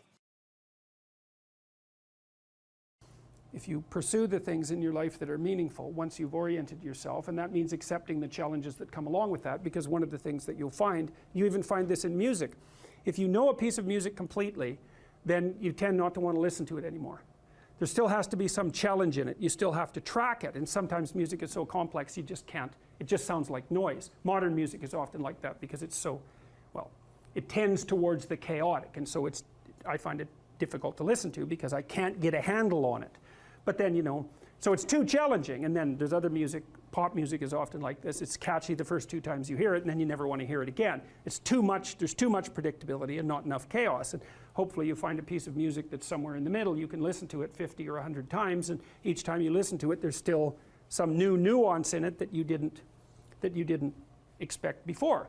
And so, well, you kind of want to set up your life like that, so that And I think you see that the phenomena of meaning manifests itself at the area, at the locale of optimal challenge. So if the thing, so one of the things, for example, I might say, well, let's say you want to set some goals for yourself. We say, well, they're remarkable goals, but they're too unattainable. You're just going to find it frustrating to pursue them. It's going to be too punishing. And then we might say, well, here's a goal, and you think, well, I could do that, you know, standing on my head. There's no challenge in it. Well, both of those two extremes are going to leave you in a state that isn't characterized by the optimization of engagement and meaning. One is too difficult, it's too punishing, it's the judge and nothing else, and the other is the ultimate and merciful mothers. It's like you win no matter how you play. So then you calibrate it. You say, well, you know, I'm up for a challenge at this level. I wouldn't recommend that, because that's just a bit like people do that.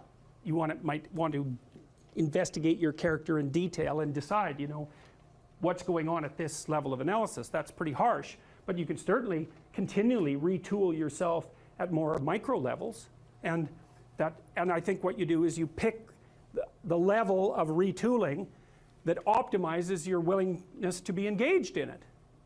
And then what's so interesting about that is that, I think, is that you get the benefits of perfection, so to speak, while still being imperfect. Your actual imperfection has nothing to do with it. What's relevant is the journey that you're undertaking to rectify the imperfection. So instead of aiming to be the entity without flaws, you're aiming to be the entity that continues to realize its flaws and overcome them. Well, that's a game you can play forever. You don't take responsibility for things that you don't accept. You only take responsibility for things that you do accept. You say, well, the world is fundamentally flawed because its fundamental nature is vulnerability, intolerable vulnerability. I'm not going to take any responsibility for that.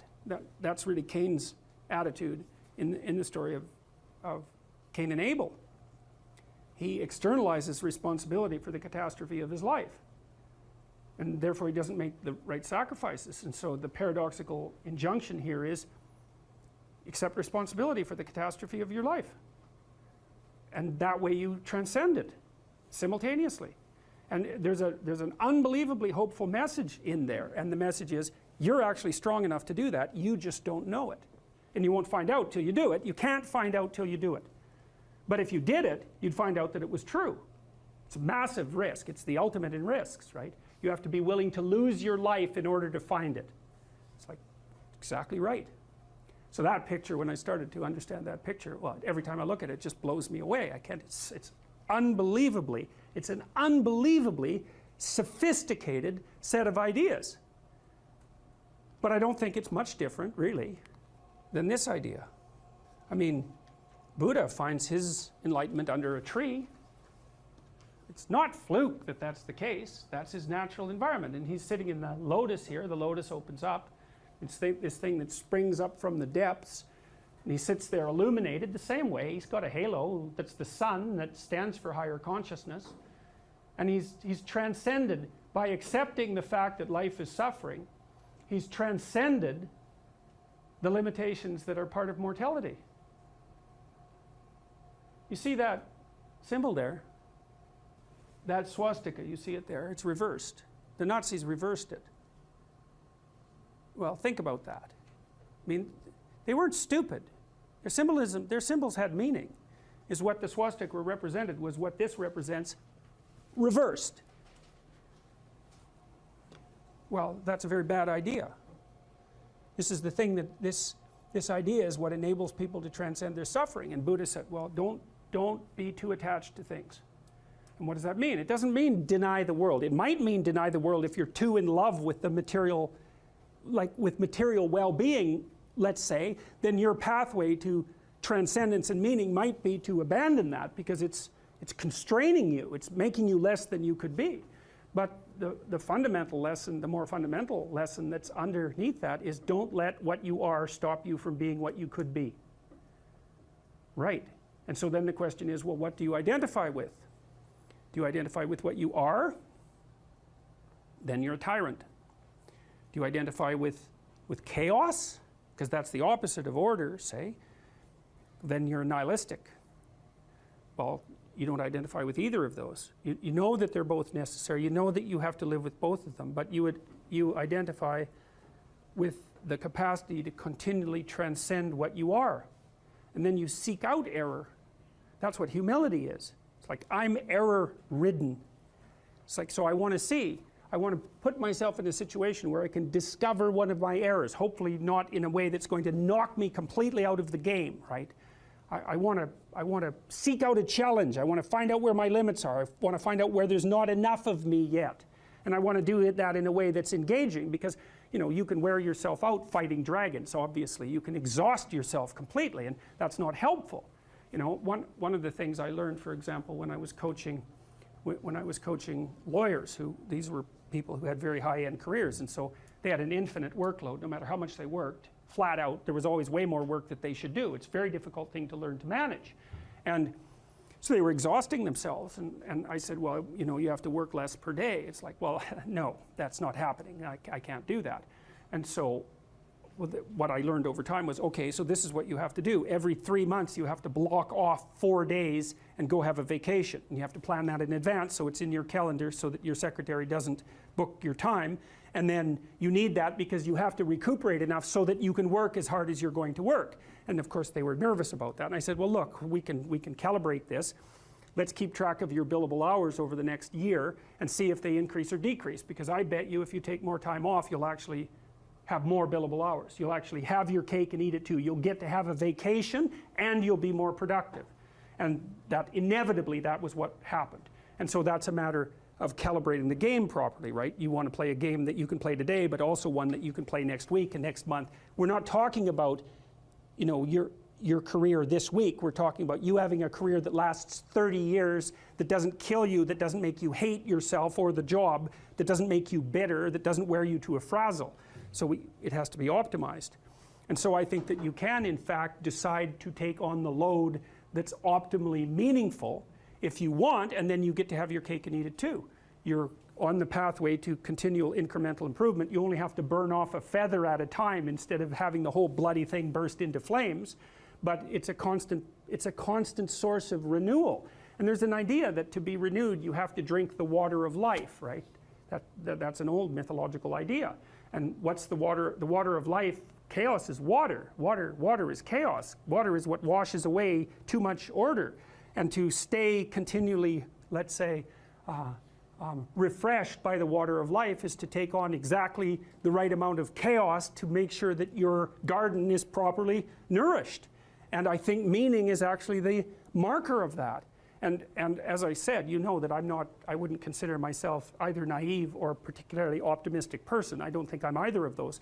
But this is actually an idea, this is one of the only ideas that I've ever found that I really believe to be rock solid. I actually think that it's true. And it's very optimistic because it says you can use your sense of meaning to calibrate your progress through life. But there's rules. You have to aim at the highest possible good that you can conceive. Now, and that's subject to update, because what the hell do you know? But you start by aiming at the star you can see rather than the dimmer one that you can't yet perceive. And then you decide that you're going to do that honestly, right? That's a big decision. So the first decision, I think, in some sense, is a decision of love. You're going to decide that being is worthwhile and that you're going to work for its betterment. And that's a decision that's based on love. And the second decision is based on truth. Having made that decision, you're going to play a straight game. Having made those two decisions, I think that you can allow your sense of meaning to calibrate your pathway. And then what's so interesting is that you hit a state that's as close to paradisal as you're going to hit right away, because being engaged like that, it's better to be engaged in the solution of a complex problem than not to have a problem at all. And that's no different than saying it's better for there to be being than non-being, because being is a problem. And so if you want to have no problems, then you have no being. And you could say, well, being is so miserable that maybe that's the route we should take. And fair enough, but maybe you can have your cake and eat it too. You can have the damn problem. It can be a problem worth solving, and you can be so engaged in solving the problem that it justifies the fact that the problem exists. And then you get to have the problem and the solution at the same time, and maybe that's better than not having the problem at all. And I believe that, because one of the things I have seen, and I've seen this being so interesting when I've been lecturing to people, especially more recently, and this is also manifested on itself on YouTube, I'm talking to people a lot about responsibility, and it's young men in particular that seem to be responding to that. And I think that's partly because I think that young women, in some sense, have their responsibility map already laid out for them.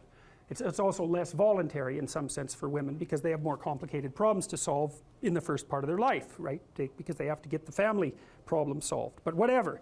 I've been talking in a very delineated manner about responsibility, which is a strange thing to sell to people, but responsibility is what gives your life meaning. And so then you might say, well, then take on ultimate responsibility. And what happens? You have an ultimately meaningful life. And then you might say, well, if your life is ultimately meaningful, doesn't matter if it's punctuated by tragedy or even predicated on tragedy. It's worth it. And I think that's true. And everything I've seen indicates to me that's true. Every time I get my clients to take on more responsibility, you know, and it isn't an injunction. You're a bad person, you should take on responsibility. It has nothing to do with that. You can define the damn responsibility. It isn't something that someone else should impose on you. It's not a matter of doing what you should do in some abstract manner. It's not that. It's the choice of what game you're going to play. And you know, you can play the game of the seeker, I would say, and if you play that game, then everyone wins. And it's the best game you can play. And so the answer, in some sense, to the tragedy of life, to the catastrophe of life, to the fall, is to adopt the responsibility of mortality that goes along with that, and to play that game maximally. And paradoxically, it's in the willingness to do that that the solution emerges.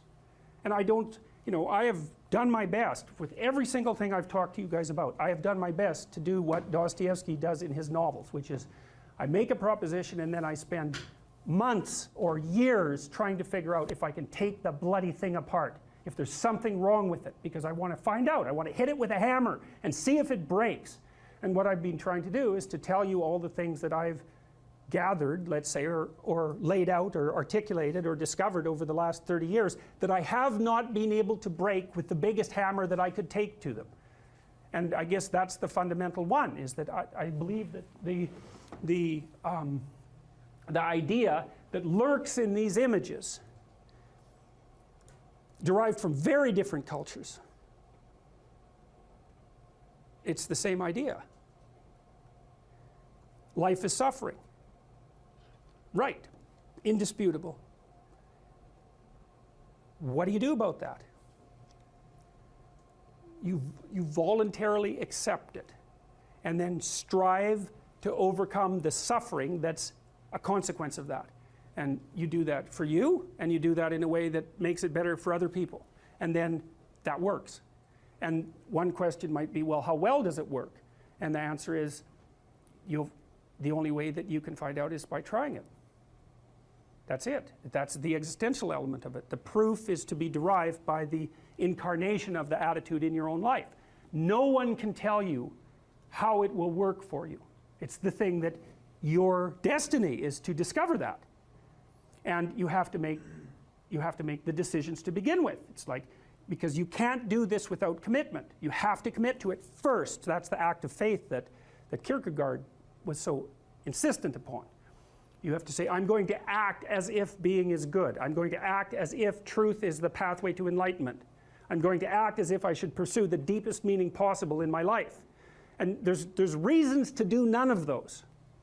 They're real reasons. So it's really a decision. But you can't find out what the consequence of the decision is unless you make the decision. I think the same thing happens when you get married, by the way. Is that if you think you might leave, you're not married. And then you think, well, the marriage didn't succeed. It's like, well, maybe you were never married. Because the rule is, you don't get to leave. And there's a reason for that rule. Now, I'm not saying that there aren't situations where there should be exceptions made for that. That's not the point. The point is that there's some games you don't get to play unless you're all in. And the other thing that's so interesting about being alive is that you're all in. No matter what you do, you're all in. This is going to kill you. So I think you might as well play the most magnificent game you can while you're waiting. Because do you have anything better to do? Really? Why not pick the best thing possible that you could do? Why not do that? Maybe you could justify your wretched existence to yourself that way. I think you could.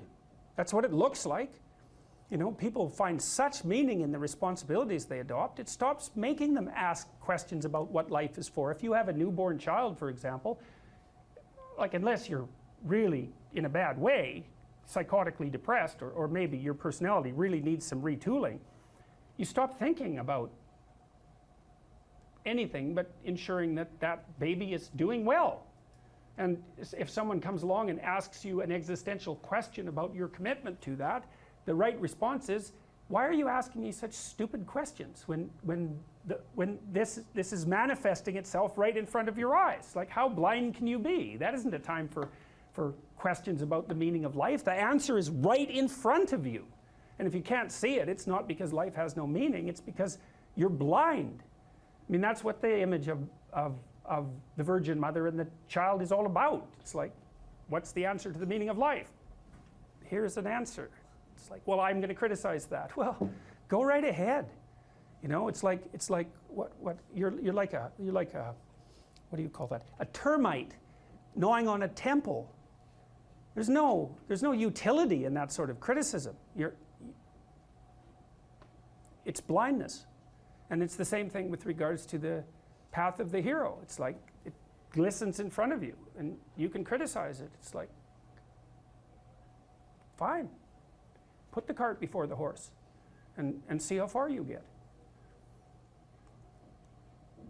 So I thought, to bring full closure to the class, I was trying to solve this terrible puzzle that confronted me and many other people about how it was that human beings got themselves in such a tangle about what they believed. Such a tangle that we were pointing the ultimate weapons of destruction at one another, which, by the way, we are still doing. And I thought, okay, well, I understand that. We need our belief systems. They orient us. And that means there will be conflict between belief systems, and that can be a catastrophe. And that's being played out everywhere, again, in very many ways. What's the solution to that? Well, one possibility is there's no solution. It's just mayhem all the way around. Could be the case. But it seemed to me, as I delved into it, that the proper solution to that was to live properly as an individual. Because you're more powerful than you think. Way more powerful than you think. I mean, God only knows what you are in the final analysis. You're blind to your own weaknesses, but you're also blind to your own strengths. And so then I think, well, if you got your act together, it'd be better for you, and instantly it would be better for your family, assuming they wanted you to get your act together, and not everyone does, and then it would be better for the community. It's like, how far could you take that? If you stopped wasting time, and if you stopped lying, and if you oriented yourself to the highest possible good that you could conceive of, and you committed to that, how much good could you do? Well, I would say, why don't you find out? So that's what I think you should do. You should find out. You don't have anything better to do. And there's nothing in it, as far as I've been able to tell, there's nothing in it but good. So maybe you could sort yourself out so that you wanted nothing but the good.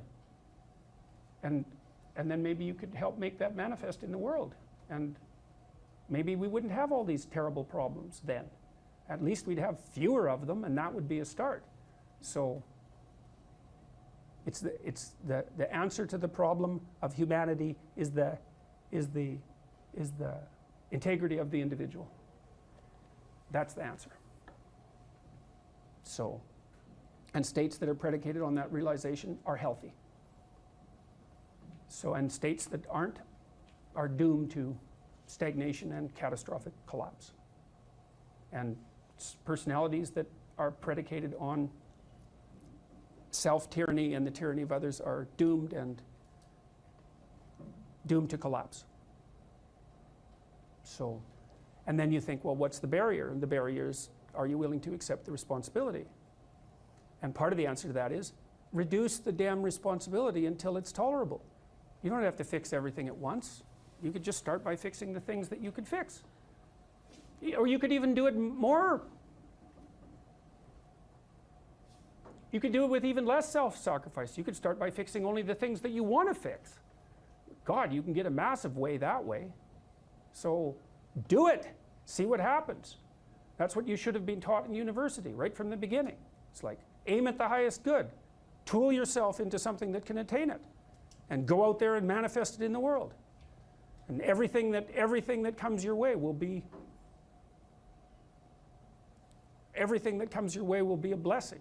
And so all you have to do is give up your resentment and your hatred. I know that's a hard thing to give up because you have plenty of reason for it.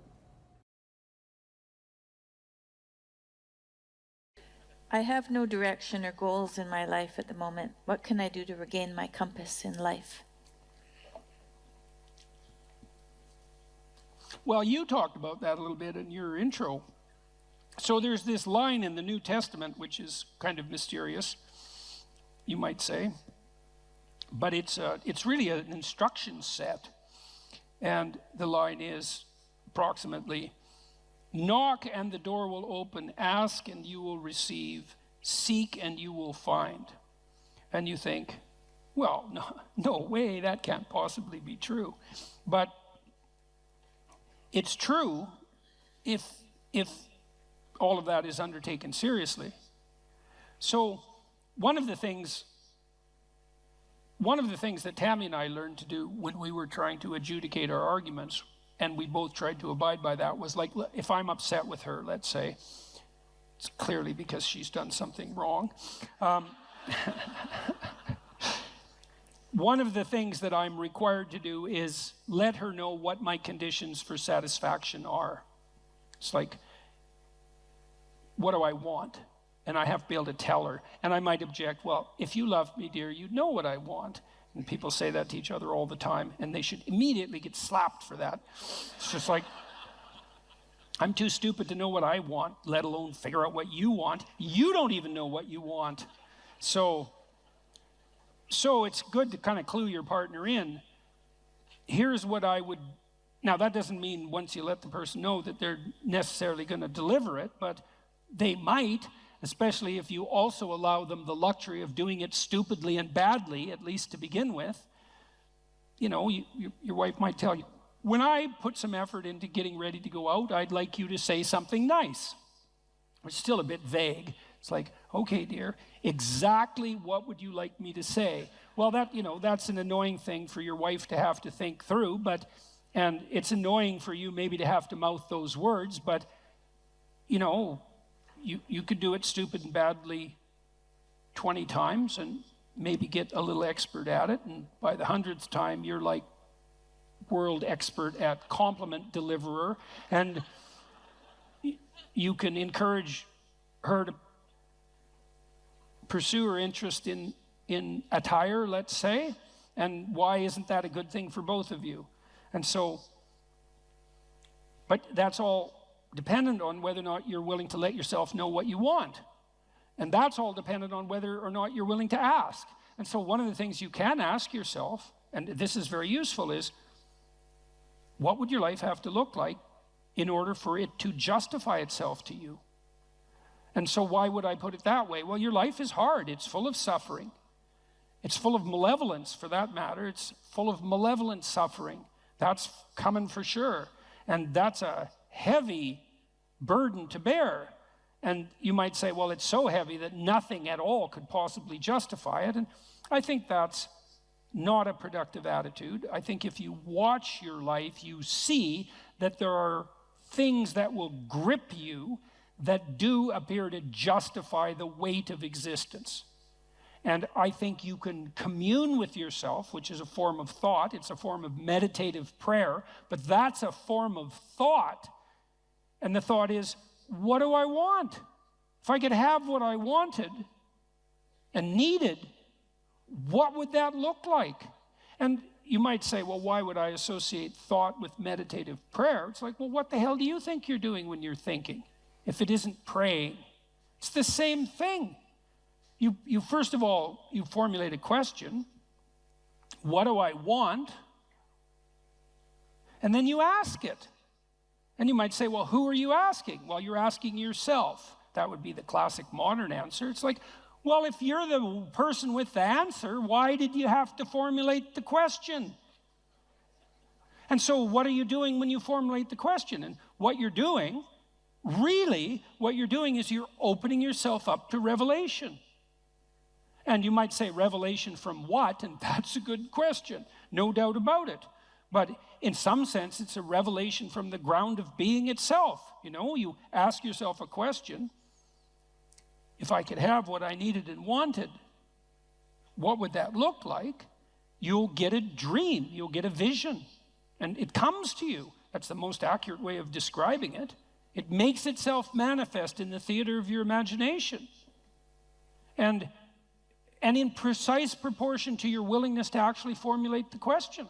It's a rather frightening question, you know, to find out, to allow yourself to ask yourself what it is that you really need and want, because you simultaneously make the conditions for failure clear to yourself. And people like to keep that sort of thing foggy and vague so they don't have to hold themselves accountable. But that's a dreadful mistake. That's why I wrote Rule 3, do not hide unwanted things in the fog.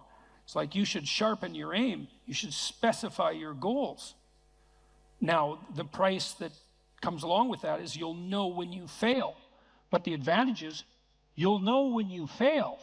You can learn. Now, more practically, you don't know where you're going or why, the person who asked this question.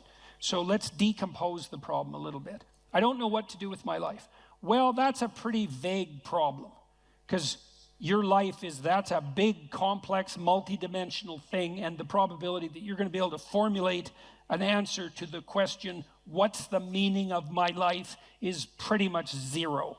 Because, well, what do you want, a one-sentence answer? Like, it's a one-sentence question. You think there's a one-sentence answer? That's not helpful. And so what I often did practically in my clinical practice, and this is useful to know, especially if you're a bit lost, is, well, where do people generally derive their sense of meaning? And it's not that complicated to figure that out. And this is also a conservative perspective in some sense. Well, most people need or want an intimate relationship and some family interaction. Maybe that's children, maybe it's with your parents or your siblings, but zero family interaction is generally not part of the optimized human condition. Most of us would like to have a friend or two. We need a job or a career to keep body and soul together, but also so that we're in harness and we can pull against a weight that in a noble and productive and generous manner. We perhaps need to be engaged in something creatively. We have to take care of ourselves mentally and physically. We should adopt some civic responsibility. We need to protect ourselves against major sources of hedonistic and impulsive temptation. There's 8 things. It's like, well, pursue one of them. Start there. You know, when I dealt with my clients who were depressed, unhappy, let's say, the first thing I would do with them is walk them through that analytic process. It's like, do you have anything in place in any of these domains? Sometimes I had people who were doing pretty good in all 8 areas and were still unhappy. Those people were depressed, technically, right? Because their lives were actually in pretty good order, but they were miserable. There was something wrong with them. They were ill in some way that was lowering their mood, and destroying their positive emotion. Other people would be batting 0 on all 8 fronts. Like, they weren't depressed, they just had terrible lives. And so, really, and so what I would do with those people is, well, look, like, here's 8 things that aren't in place in your life. It's no bloody wonder you're miserable and everything seems meaningless except for the suffering, because that's a meaning too. It's like, well, why don't we start working incrementally in a few of these areas, and then we can just evaluate and see if that's helpful. And it's almost invariably helpful. You know, and part of that is, well, specify. You ask yourself, well, what do I need that I don't have? Well, maybe I'd like to have a partner. Okay, well, I can't just leap from not having a partner to being happily married in one fell swoop. There's intervening steps. One of the things I used to do with my clients who were lonesome is say, well, look, have you tried online dating? No, I'm too afraid. It's like, well, no wonder you're afraid of it. You have your reasons. But we could start small. It's like, why don't you write out a dating profile? Don't post it. Just go online one of these sites and write out a profile. Who are you? What do you have to offer? And what do you want? Think it through. Write it out. Come up with a coherent story about a coherent representation about who you are. And then figure out what you want. And see how that works. We can play that through. And then maybe when you develop that in a manner that feels solid to you and reliable and genuine, and you've also developed a vision of the person that you're trying to attract, that would help you feel confident in your happiness if you actually met that person. Well, then you're ready to go. Launch it on the site and talk to the person. You know, first maybe it's just text, and then maybe it's coffee. And, you know, there's incremental ways of doing this, and you can do that with all of those 8 domains. It's like, get yourself a life. And if you're firing on all cylinders in all 8 dimensions and you're still depressed, and this is a specific answer to the person formulating this question, if you're still unhappy, you should probably go see someone because you're probably sick. You know, if you've got all of those, if you have all that skill and you have all those relationships and activities in place and you still are suffering an excess of anxiety and pain and insufficient hope and motivation, it's highly probable that something, you know, that something's afflicting you that's in the nature of an illness. But if you have none of those things, it's like, well, it's no wonder you're miserable. Misery is the default human condition in the absence of sustaining meaning, just like hunger is the default condition in the absence of food. And you need productive engagement, productive, generous, reciprocal engagement in order to provide you with the genuine meaning that sustains you in life. And the pathway, a lot of the pathway to that is pretty pragmatic and practical. You got no friends? That's likely a problem. You're a creative person, you have no creative outlet? That's not going to work out for you. No, you're lonesome because you don't have an intimate relationship? That's a source of pain. Those things have to be rectified, and you can do that incrementally, and that works. So that's a practical pathway to incremental improvement. And one of the things that's cool about that, because you might be thinking, oh my God, this is hopeless. I don't have any of those 8 things. I might as well just end it all tonight. It's like, and people certainly think that, you know, and I'm not making light of it. One of the things that's very much worth knowing is that a lot of positive emotion is dependent technically on the observation, on your personal observation that you're moving towards a valued goal. See, not that you've attained the goal. So imagine that you're in your hopeless situation and you decide, well, I'm going to work on the relationship front. So now you develop a vision of what a relationship might be like, and you posit that as a promised land, let's say, and then you differentiate that so you can make incremental steps forward, and the incremental steps are small enough so that you actually take them. As soon as you start to take them and you observe yourself moving forward in relationship to that goal, then first of all, you'll be stabilized on the anxiety front because now you have a purpose that's finite and defined. And second, you have positive emotion because you experience positive emotion in relationship to observing yourself move towards a valued goal. So right away, you don't have to attain the goal in order to be meaningfully engaged. You just have to be on the pathway forward. And so you can benefit from this almost immediately. And if you want to do something practical, I have a program online at selfauthoring.com called Future Authoring that helps people develop a vision on these 8 different dimensions, along these 8 different dimensions that I just outlined. And you could go and do that, do it badly, because you're not going to get it perfect anyways, and then get humble enough to make the incremental steps small enough so someone as useless as you might actually do them, and then away you go. And that works out. We used this program, for example, we had students in 3 universities, but I'll talk about one. Vocational college in Canada, we had all the students who were going to this vocational college. We divided them into two groups. They either wrote for 90 minutes about what they had done in the last 2 weeks in their life, or they wrote for 90 minutes about their vision across these dimensions that I described. They didn't have any training, no warning, except that they knew they were going to participate in the study, and no one even reviewed what they wrote. And we dropped the dropout rate of those students by 50% in the first year.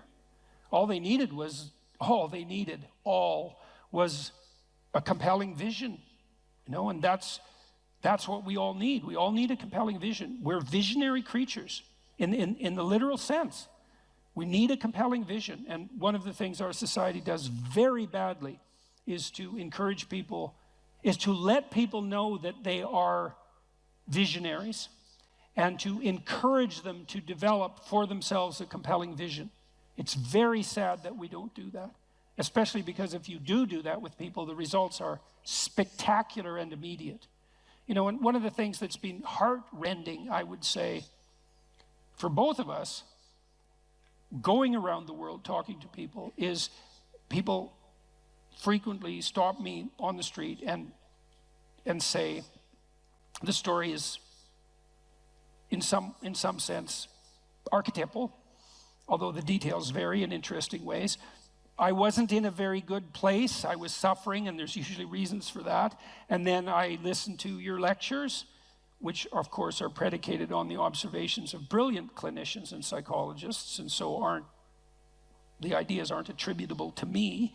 They're just great ideas. I listened to your lectures and I started developing a vision and attempting to put my life together, and things are way better. It's like, what's so sad about it's very pleasing to hear that in one sense, because the upside of the story is the improvement, right? The movement away from the catastrophe. But the downside of the story is twofold. First of all, the catastrophe was there to begin with. And second, it didn't take much encouragement to fix it, which brings the question right up to the forefront. Why the hell wasn't that encouragement there to begin with?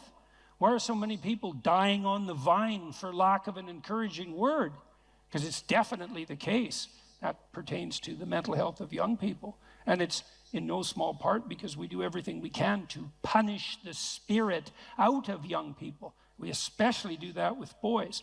But we're pretty good at, you can't do that to boys without doing it to girls too in the final analysis, because we're basically stuck with each other. So develop a compelling vision, and one that you're the one who judges whether or not it's compelling. You want to formulate a vision such that you apprehend the vision, you think, oh my God, if I could have that, life would be worth living. Well, yeah, that's what you want. And you might find that you're actually not that hard to satisfy. You know, that what would satisfy you, fill you with hope, stabilize you psychologically, is actually within your grasp. And certainly my experience on the clinical front was that was the case. One of the things I loved about being a clinician, I really loved this, was that generally my clients who were genuinely aiming up, because not all of them were, but most of them were, the ones who were genuinely aiming up made rapid progress. And it was extremely engaging and entertaining to work with them on that. You know, we'd set goals. I want to triple my salary in 3 years. That was fun. It's like, okay, that sounds like a war. How might you do that? And it was extraordinarily entertaining to plot that out, to strategize about it like it was a full-fledged war, you know, but a war for something positive, and a war that would benefit the person who won and also the people around them. And that's well within your grasp. There's any number of things that are right in front of you that you could radically improve with the right vision, and that would result in radical improvement, and not just for you, but for everybody around you. That's just right there in front of everyone. And it's particularly true if what's around you is pretty dismal, because if what's around you is pretty dismal, there's just no shortage of opportunity for improvement. Might be difficult, but man, there's lots of possibilities sitting there as well. So aim up, get a vision, man, and pursue it. And the more of us that do that, the better things are going to be. And it would be better if they were better than if they were worse. And we're certainly trying to sort that out on the cultural front at the moment. It's like, let's aim up, eh? Because down is very deep hole. And maybe we don't want to blunder into that again.